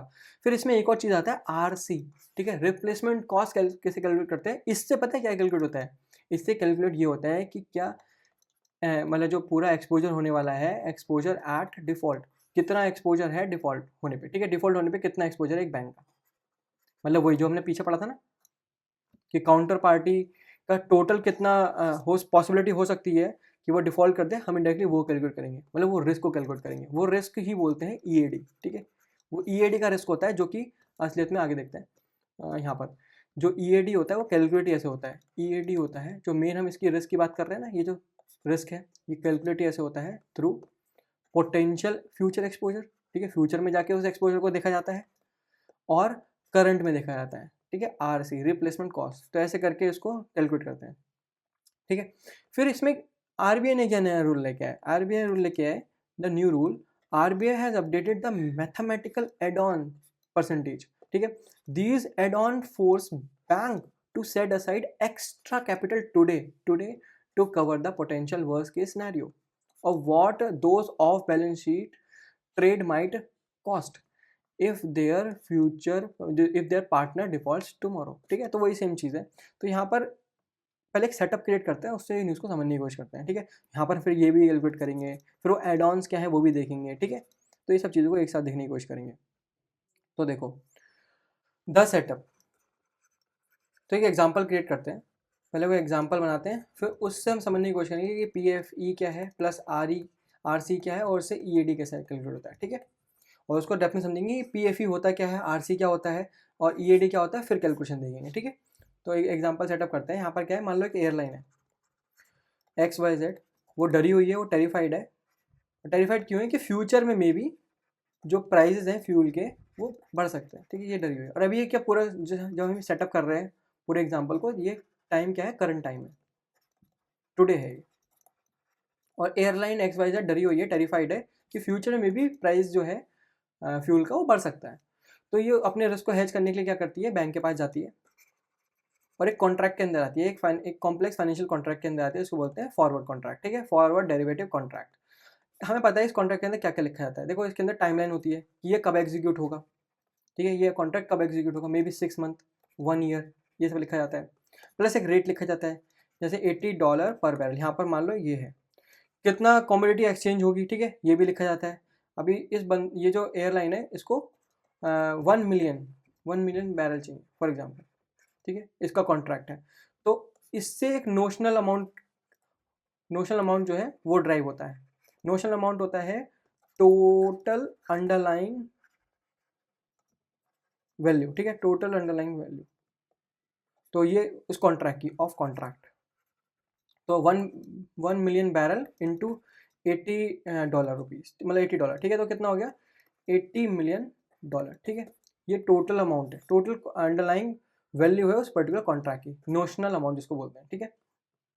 तो अब देखो ये जो पूरी की पूरी वैल्यू है, ये जो पूरा कॉन्ट्रैक्ट है, ये कॉन्ट्रैक्ट कैसे दर्ज होगा, ये ऑफ बैलेंस होगा, ठीक है, ये ऑफ बैलेंस क्यों, ऑफ बैलेंस क्यों होगा, क्योंकि ये कॉन्ट्रैक्ट तो आज साइन हुआ है, टुडे साइन हुआ है, लेकिन इसको एग्जीक्यूट कब होगा, ये एग्जीक्यूट होगा फ्यूचर के अंदर, तो क्योंकि अभी आज के दिन कोई भी लाइबिलिटी क्रिएट नहीं हुई, कोई भी एडवांटेज क्रिएट नहीं हुआ, प्लस आज के दिन कोई भी मनी एक्सचेंज नहीं हुआ, उसने हैंड एक्सचेंज नहीं किए, ठीक है, तो वो मेन बैलेंस शीट के अंदर नहीं जा सकता, ठीक है, इसलिए ऑफ बैलेंस शीट इसको रखा जाता है, क्योंकि ये सिर्फ और सिर्फ जो ऑफ बैलेंस के अंदर होते हैं ये एक प्रॉमिस होता है कि फ्यूचर में हम उसको ऑनर करेंगे, फ्यूचर में ऑनर करेंगे उस कॉन्ट्रैक्ट को, ठीक है, लेकिन आज के दिन तो ये बस एक खाली पीस प्रॉमिस है on the piece of paper, ठीक है, बस ये है। इसलिए अभी रिस्क क्या होता है, देखो जब ये कॉन्ट्रैक्ट के अंदर आए तो यहाँ पर रिस्क है, दोनों को ही रिस्क होता है, लेकिन सबसे बड़ा रिस्क होता है बैंक का, बैंक के पास एक रिस्क होता है, तो वो देखते हैं और उसी रिस्क को बोलते हैं फ्यूचर में आने वाले रिस्क को, जो फ्यूचर में पोटेंशियल फ्यूचर रिस्क है उसको ही बोलते हैं पोटेंशियल फ्यूचर एक्सपोजर,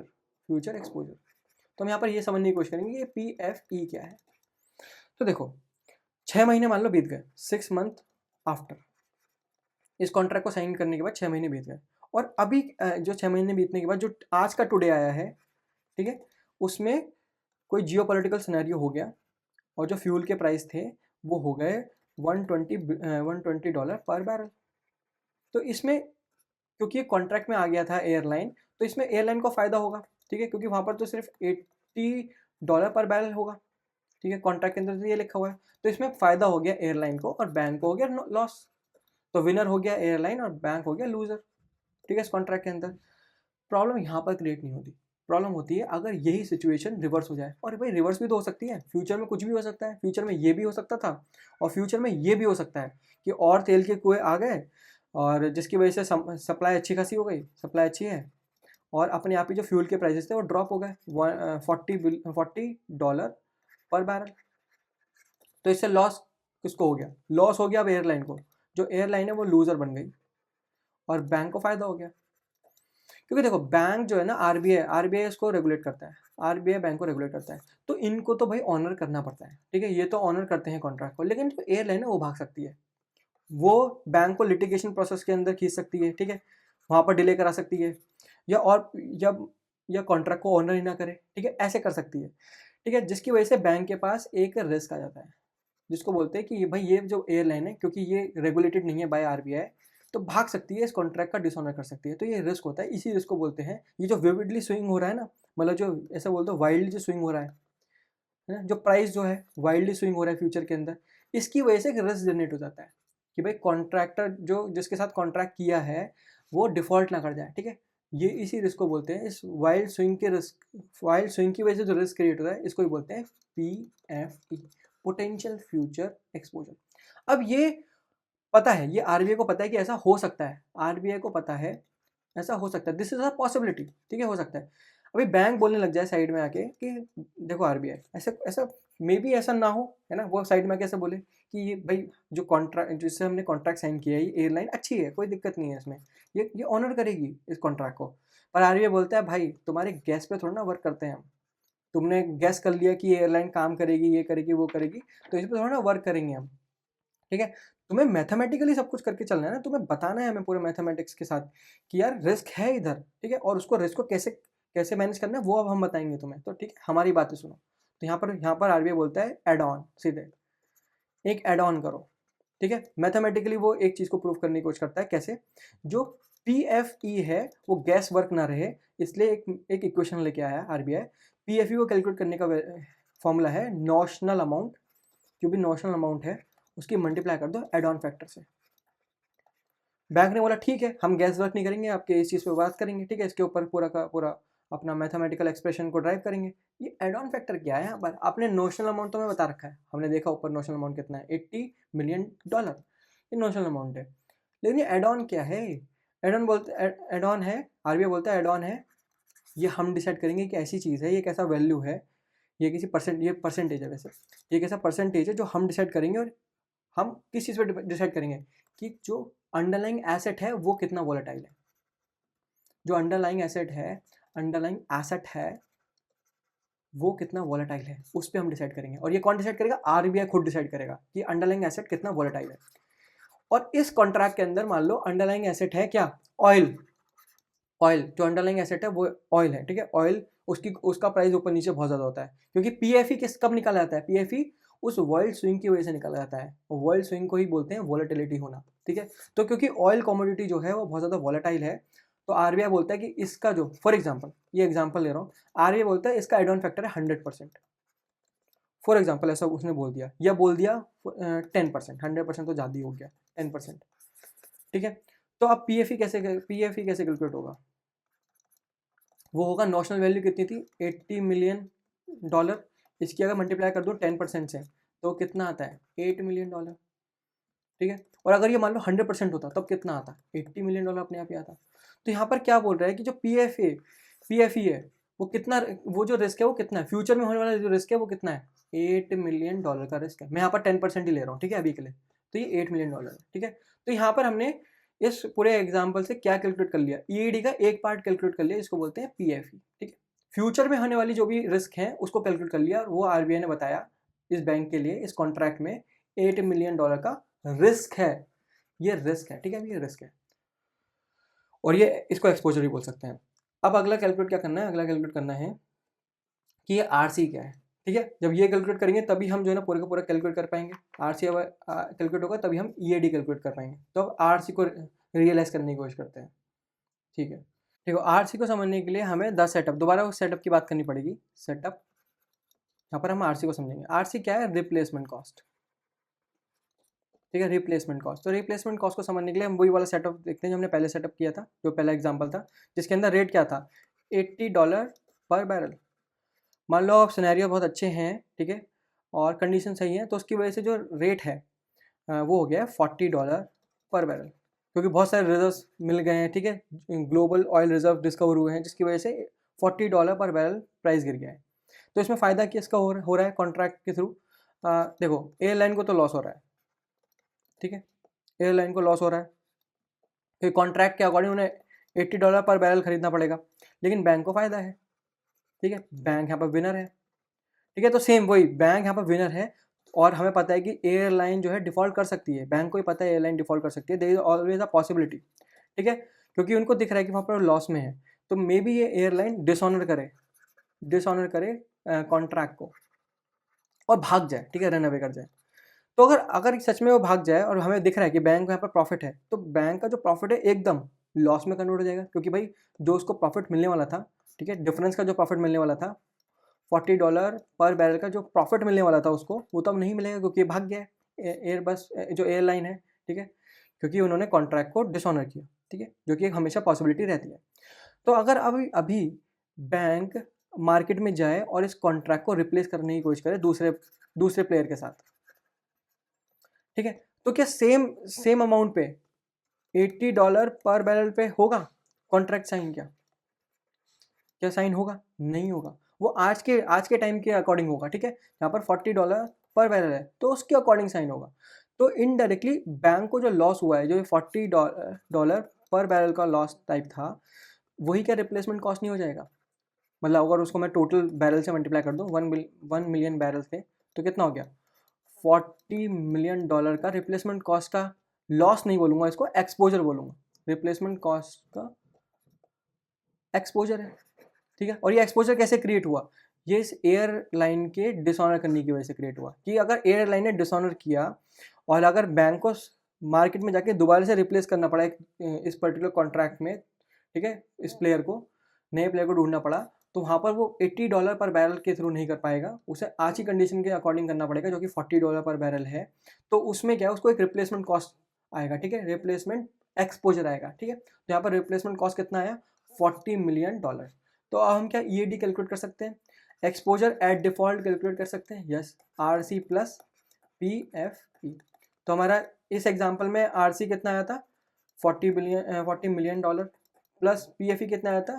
8 मिलियन, ठीक है, डॉलर। तो ये $48 मिलियन आ गया। तो हमने EAD तो कैलकुलेट कर लिया, ठीक है, तो हमने EAD कैलकुलेट कर लिया, लेकिन अब बात आती है RWA कैलकुलेट करने की, ठीक है। तो RWA कैसे कैलकुलेट करना है वो देखते हैं। तो अब RWA निकालते हैं। तो RWA कैसे निकलता है? RWA का फॉर्मूला होता है EAD exposure at default into risk weight, ठीक है। अभी आपने हमेशा जब आपने बैंकिंग की प्रिपरेशन स्टार्ट करी होगी, आपने ये बहुत बार पढ़ा होगा कि CRAR निकालते हैं हम, टोटल कैपिटल, ठीक है, अपॉन RWA। तो वो RWA यही वाला RWA होता है। और RWA कैसे कैलकुलेट होता है? वो पूरा ऐसे करके कैलकुलेट होता है, risk at default into risk wait. हमने हमेशा ये पढ़ा है, रिस्क वेट के अकॉर्डिंग होता है 10%, है ना, कि वो जो पर्टिकुलर जिसको हम ये दे रहे हैं लोन, वो कितना रिस्की है, ठीक है। हमने ये पढ़ा था, हमेशा पढ़ते हैं जब हम बैंकिंग की प्रिपरेशन करते हैं, तो ये चीज़ हम पढ़ते हैं कि RWA निकालना होता है, पहले रिस्क वेटेड एसेट निकालना होता है। वो कैसे निकलता है? जो टोटल वैल्यू है उसको मल्टीप्लाई करते हैं रिस्क वेट से। वो रिस्क वेट किस पे डिपेंड करता है? गवर्नमेंट सिक्योरिटी है तो वो रिस्क वेट 0 हो जाता है, अप्रॉक्सीमेटली 0 रहता है। अगर पर्सनल लोन है तो उस पर 100% होता है, तो वो यही है, वो रिस्क वेट, ठीक है। तो उसमें हमें ये नहीं बताया जाता कि ये EAD कैसे निकलता है। तो आज हमने वही देख लिया कि वो EAD कैसे निकलता है, ठीक है। वो RC प्लस PFE से निकलता है, ठीक है। तो हमने ये पूरी स्टोरी पढ़ ली। फिर हमने इसके बाद CRAR निकालते हैं, वो कैपिटल कितनी चाहिए वो निकालते हैं, ठीक है। तो हमने बेसल नॉर्म थर्ड में पढ़ा है कि ये जो कैपिटल रिक्वायरमेंट होती है वो कितनी होती है? कैपिटल रिक्वायरमेंट होती है 9% ऑफ RWA, ठीक है। ये पूरा का पूरा फॉर्मूला सेटेड है ना, वो बेसल नॉर्म में हमने पढ़ रखा है ये चीज़। तो ये वाला जो थ्योरी है ना, ये हमने पढ़ रखी होती है, लेकिन इसके ऊपर जो पूरा का पूरा डेप्थ में होता है ये हमें पता नहीं होता। EAD कैसे निकलता है, तो आज हमने वो भी देख लिया कि EAD कैसे निकलता है। फिर उससे RWA कैसे कैलकुलेट होता है ये हमें पता है। और कैपिटल रिक्वायरमेंट कैसे आती है, जो कि 9% ऑफ RWA होती है according to Basel norm third, ये भी हमें पता है, ठीक है, ये चीज़ हमें पता है। अभी हम कैलकुलेशन देखेंगे, आगे देखते हैं, अगली स्लाइड में देखते हैं, ठीक है। तो ठीक है, अब आगे बढ़ते हैं। Clearing houses and risk weight. A central clearing house those recognise by the SEBI, वो एक्ट करते हैं as a highly regulated middleman for trades. अगर एक बैंक, यहाँ पर हमने एग्जांपल लेते हैं, जो बैंक ए था उसने एयरलाइन के साथ कॉन्ट्रैक्ट में आया था वो, ठीक है, लेकिन वो डायरेक्टली कॉन्ट्रैक्ट में था, तो यहाँ पर बहुत ज़्यादा रिस्क था डिफॉल्ट होने का, बहुत हाई रिस्क था। लेकिन अगर मान लो यहाँ पर एक मिडिल हो, तो क्या उतना रिस्क रहेगा? नहीं, वो रिस्क कम हो जाएगा, क्योंकि यहाँ पर मिडिल जो है वो गारंटी करेगा ट्रेड को, ठीक है, जैसे क्लियरिंग हाउस होते हैं वो गारंटी करते हैं ट्रेड को, तो जो रिस्क होता है डिफॉल्ट का वो कम हो जाता है। तो यहाँ पर दो केसेस हैं। अगर बैंक अपने खुद के लिए ट्रेड कर रहा है, मतलब बैंक खुद के प्रॉफिट के लिए ट्रेड कर रहा है through the regulated clearing house, तो RBI बोलता है कि जो रिस्क वेट है, जो RWA हमने पढ़ा था ना, RWA is equal to EAD into risk weight, ठीक है, वो जो रिस्क वेट है, ये जो रिस्क वेट है 2% होगा बस, ठीक है, 2% रिस्क वेट होगा। इसका मतलब कि बैंक को जो है अपनी कैपिटल को होल्ड करना है against the 2% of the exposure. Acknowledge कर रहा है कि जो मिडिल मैन है वो हाईली सिक्योर है। दूसरा केस क्या हो सकता है? फॉर क्लाइंट ट्रेड, अगर बैंक क्लियर करता है trade on behalf of client और प्रॉमिस करता है कि वो कवर करेगा क्लाइंट के लॉस को, if the clearing house somehow fail, तो वो सेम 2% का रूल अप्लाई होता है। लेकिन अगर बैंक खुद स्ट्रिक्टली एक मिडिल मैन की तरह वर्क कर रहा है और उसके पास लीगल प्रूफ है कि भाई वो ऑफ द हुक है फॉर क्लाइंट लॉसेस, मतलब वो क्लाइंट के लॉस को कवर नहीं करेगा, तो इस टाइम पे उसको कोई भी एक्स्ट्रा कैपिटल होल्ड करके नहीं रखनी, ठीक है। तो यहाँ पर इस एग्जांपल में हम ये वाला पहला वाला एग्जांपल लेते हैं, उसके थ्रू समझने की कोशिश करेंगे, ठीक है। तो RWA क्या होता है? EAD इंटू रिस्क वेट, ठीक है, रिस्क वेट ये होता है। और कैपिटल रिक्वायरमेंट का फॉर्मूला क्या होता है? बेसल थर्ड से, बेसल नॉर्म थर्ड से 9% ऑफ RWA, ठीक है। तो केस ए, अगर वो ट्रेड कर रहा है डायरेक्टली, बैंक ट्रेड कर रहा है डायरेक्टली, कोई मिडिल मैन नहीं है, तो RWA क्या होगा?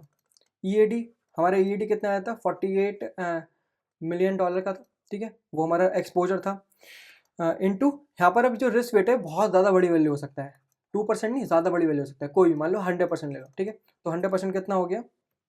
ये हो गया 48 मिलियन डॉलर, ठीक है, ऐसे करके आ जाएगा। प्लस RWA हो गया, और अब कैपिटल रिक्वायरमेंट कितनी आएगी? वो आएगी 9% ऑफ RWA, ठीक है, तो कोई पर्टिकुलर वैल्यू आएगी, ठीक है, जो कि बहुत बड़ी वैल्यू होगी, ठीक है। दूसरे केस में अगर देखें, अगर कोई मिडिल पार्टी इन्वॉल्व है, ठीक है, मिडिल पार्टी इन्वॉल्व है, तब RWA जब निकालेंगे तो 48 मिलियन डॉलर का जो एक्सपोजर है उसका 2% ही लेंगे बस, क्योंकि RBI ने ये लिमिट सेट कर रखी है 2% की, ठीक है। तो यहाँ पर 2% आएगा तो बहुत वैल्यू कम हो जाएगी, ठीक है। तो ये वैल्यू कम आएगी, इससे कैपिटल रिक्वायरमेंट जो 9% होती है उस RWA का, वो भी कम आएगा। तो देखो दोनों केसेस में कैपिटल रिक्वायरमेंट अलग आई।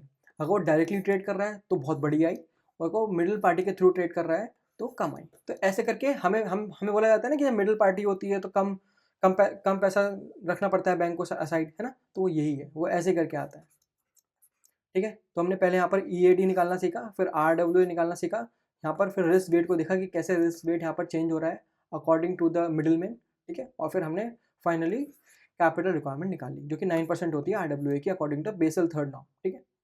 आगे बढ़ते हैं।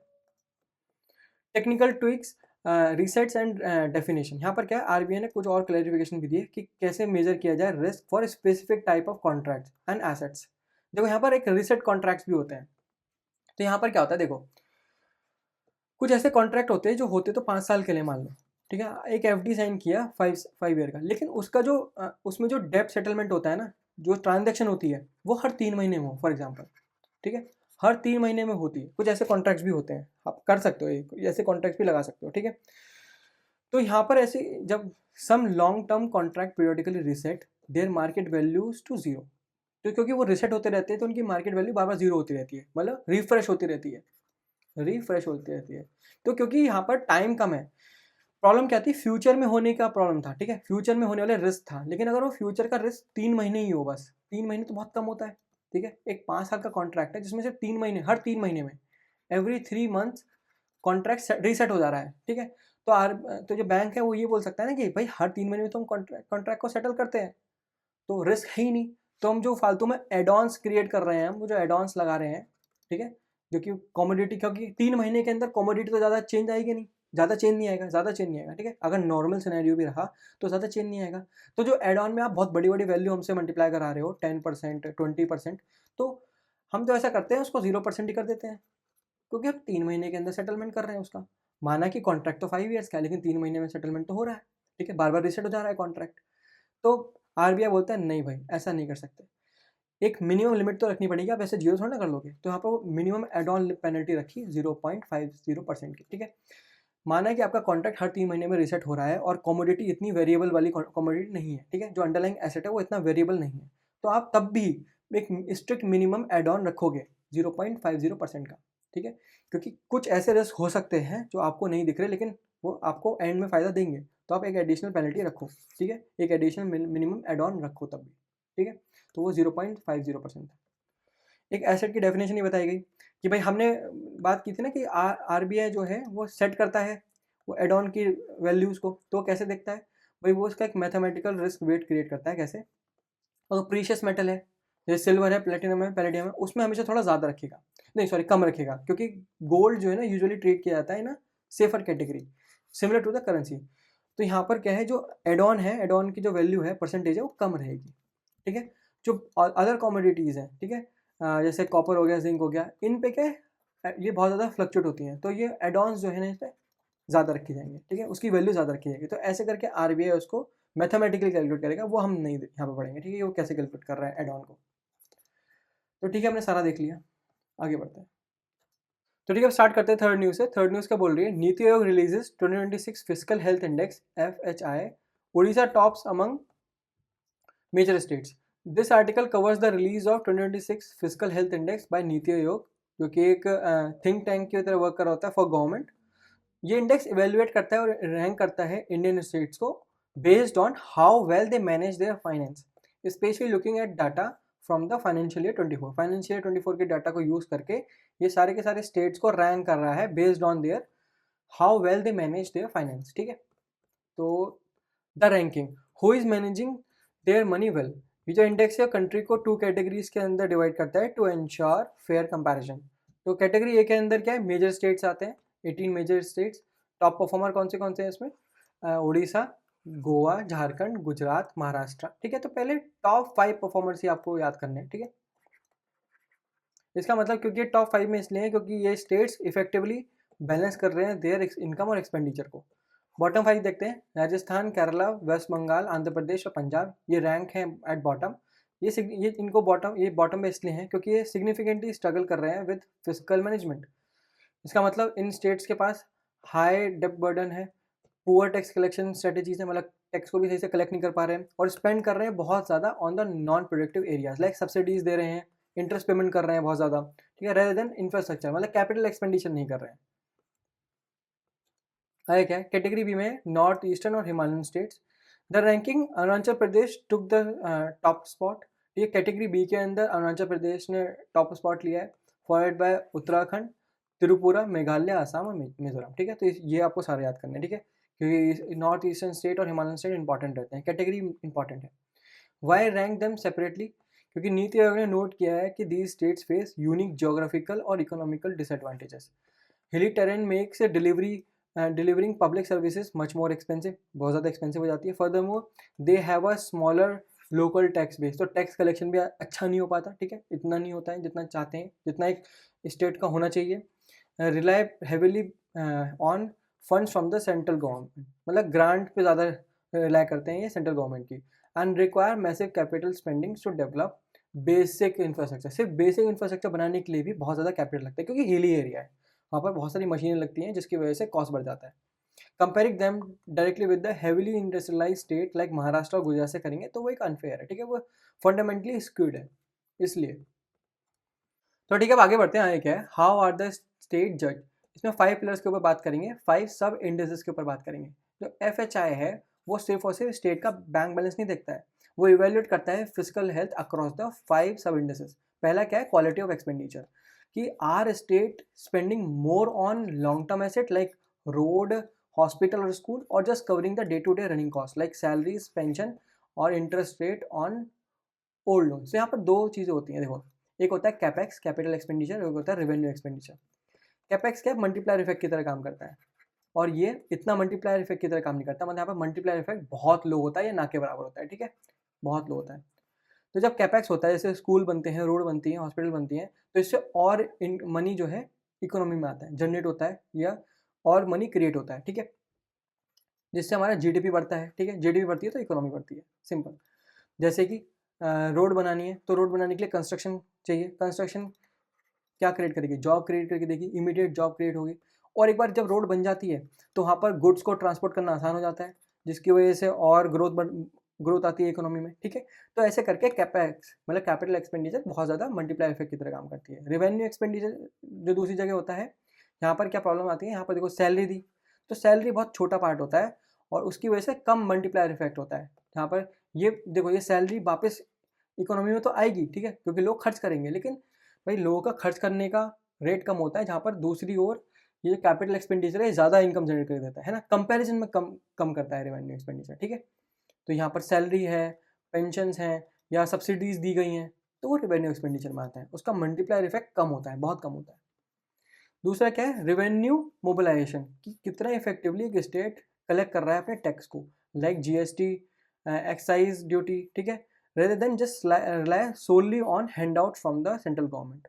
तो देखो, अभी मैं आपको एक ऊपर वाले में एक और चीज़ बता दूं कि जो अगर क्वालिटी ऑफ एक्सपेंडिचर की वैल्यू अच्छी आई, मतलब बड़ी आई, ठीक है, तो यहाँ पर इसका मतलब क्या है कि कैपेक्स ज़्यादा हो रहा है, कैपिटल एक्सपेंडिचर ज़्यादा हो रहा है देन द रेवेन्यू एक्सपेंडिचर, ये शो करता है, सिग्निफाई करता है, ठीक है।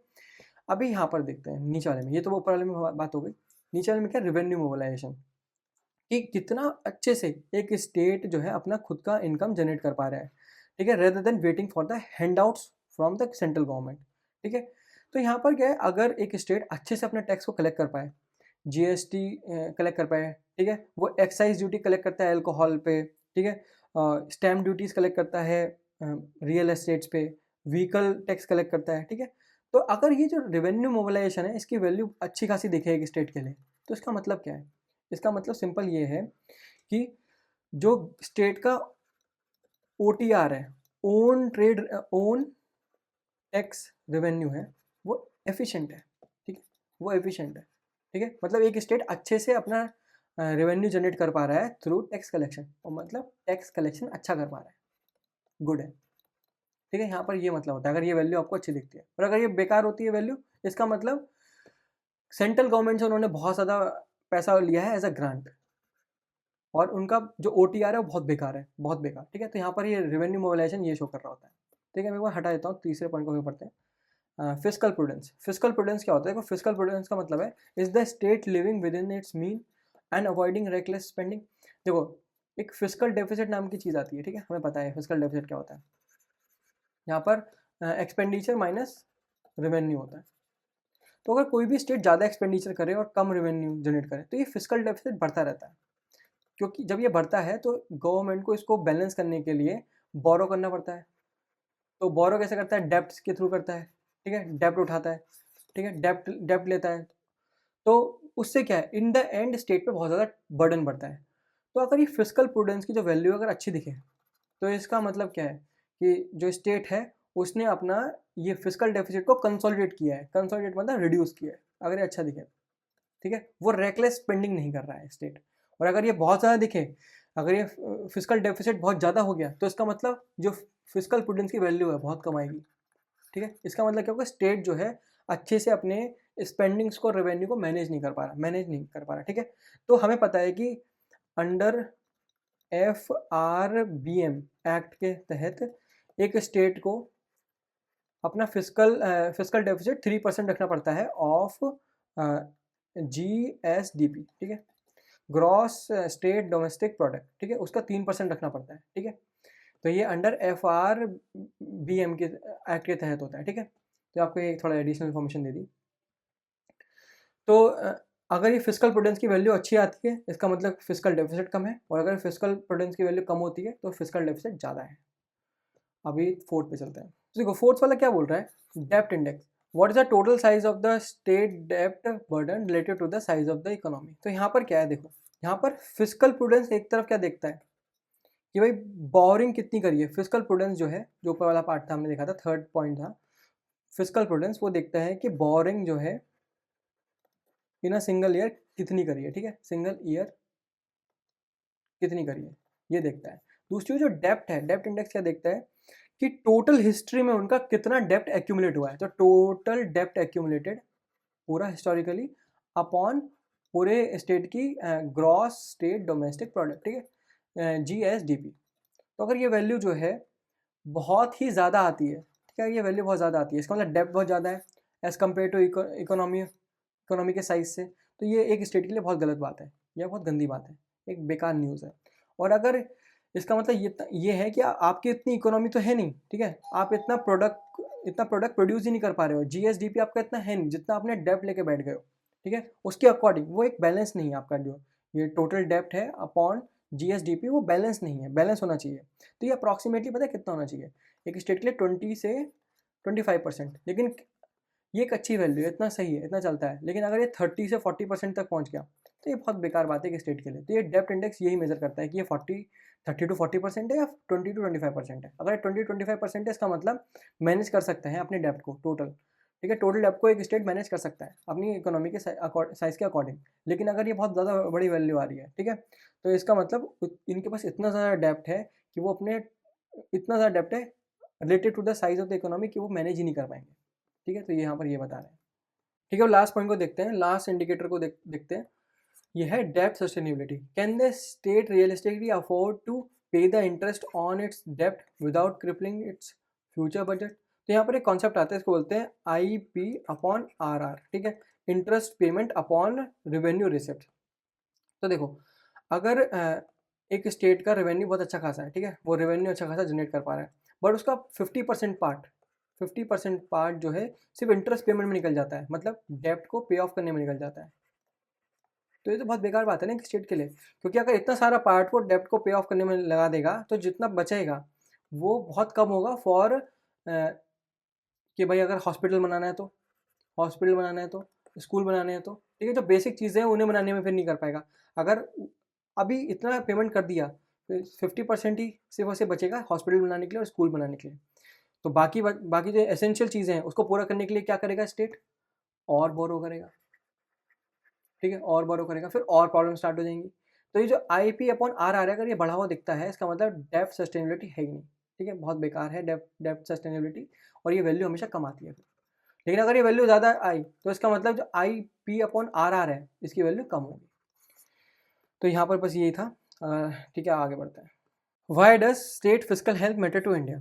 As NITI Aayog vice chairman सुमन के बेरी वो पॉइंट आउट कर रहे हैं, जो भी स्टेट हैं वो अगर उनका स्ट्रॉन्ग फिजिकल हेल्थ है तो उनके पास एक एक्स्ट्रा बफर होता है अगेंस्ट द अनएक्सपेक्टेड डोमेस्टिक और global economic shock.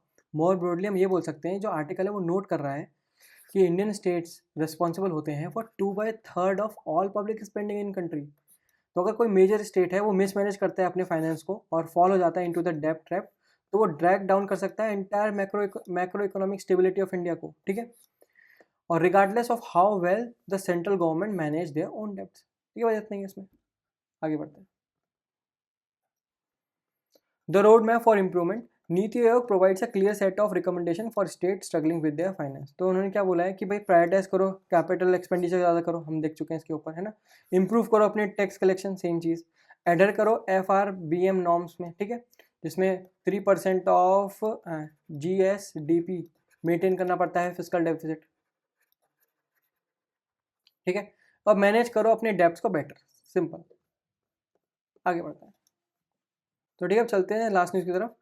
SBI and मुफ्ती forms alliance to finance M&A merger and acquisition cross border deal.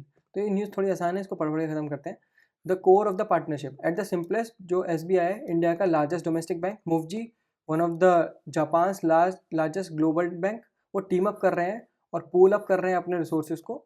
They will work together to advise on structure and provide massive amount of money needed for corporate merger and acquisition and large real estate projects.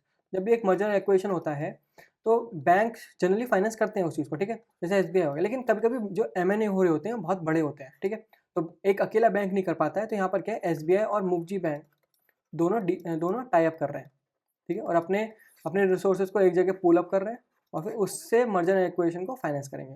यहाँ पर SBI क्या लेके आ रहा है table पे, unmatch access लेके आ रहा है to the Indian domestic market, local regulatory knowledge और deep connection with the Indian businesses. मूव जी क्या लेके आ रहा है टेबल पे? A massive global network, international capital और deep expertise in structuring complex cross border financial deal. ठीक है, तो ये दोनों ऐसे करके सपोर्ट कर रहे हैं एक दूसरे को।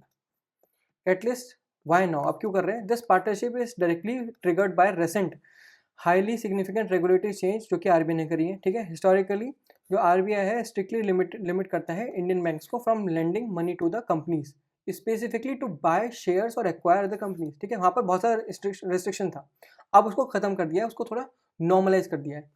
However the new rules effective 1 अप्रैल से जो होने वाले हैं उसने अनलॉक किया है massive new market for banks. अब बैंक्स को अलाउ कर दिया है। ठीक है, द 75% रूल, अब इंडियन बैंक जो है कैन फंड कर सकते हैं 75% ऑफ देयर टोटल डील। ठीक है, टोटल डील वैल्यू जब एक कंपनी चाहती है wants to acquire another company. ठीक है, तो अब 75% जो है फाइनेंस कर सकते हैं बैंक, पहले अलाउ नहीं करता था इतना।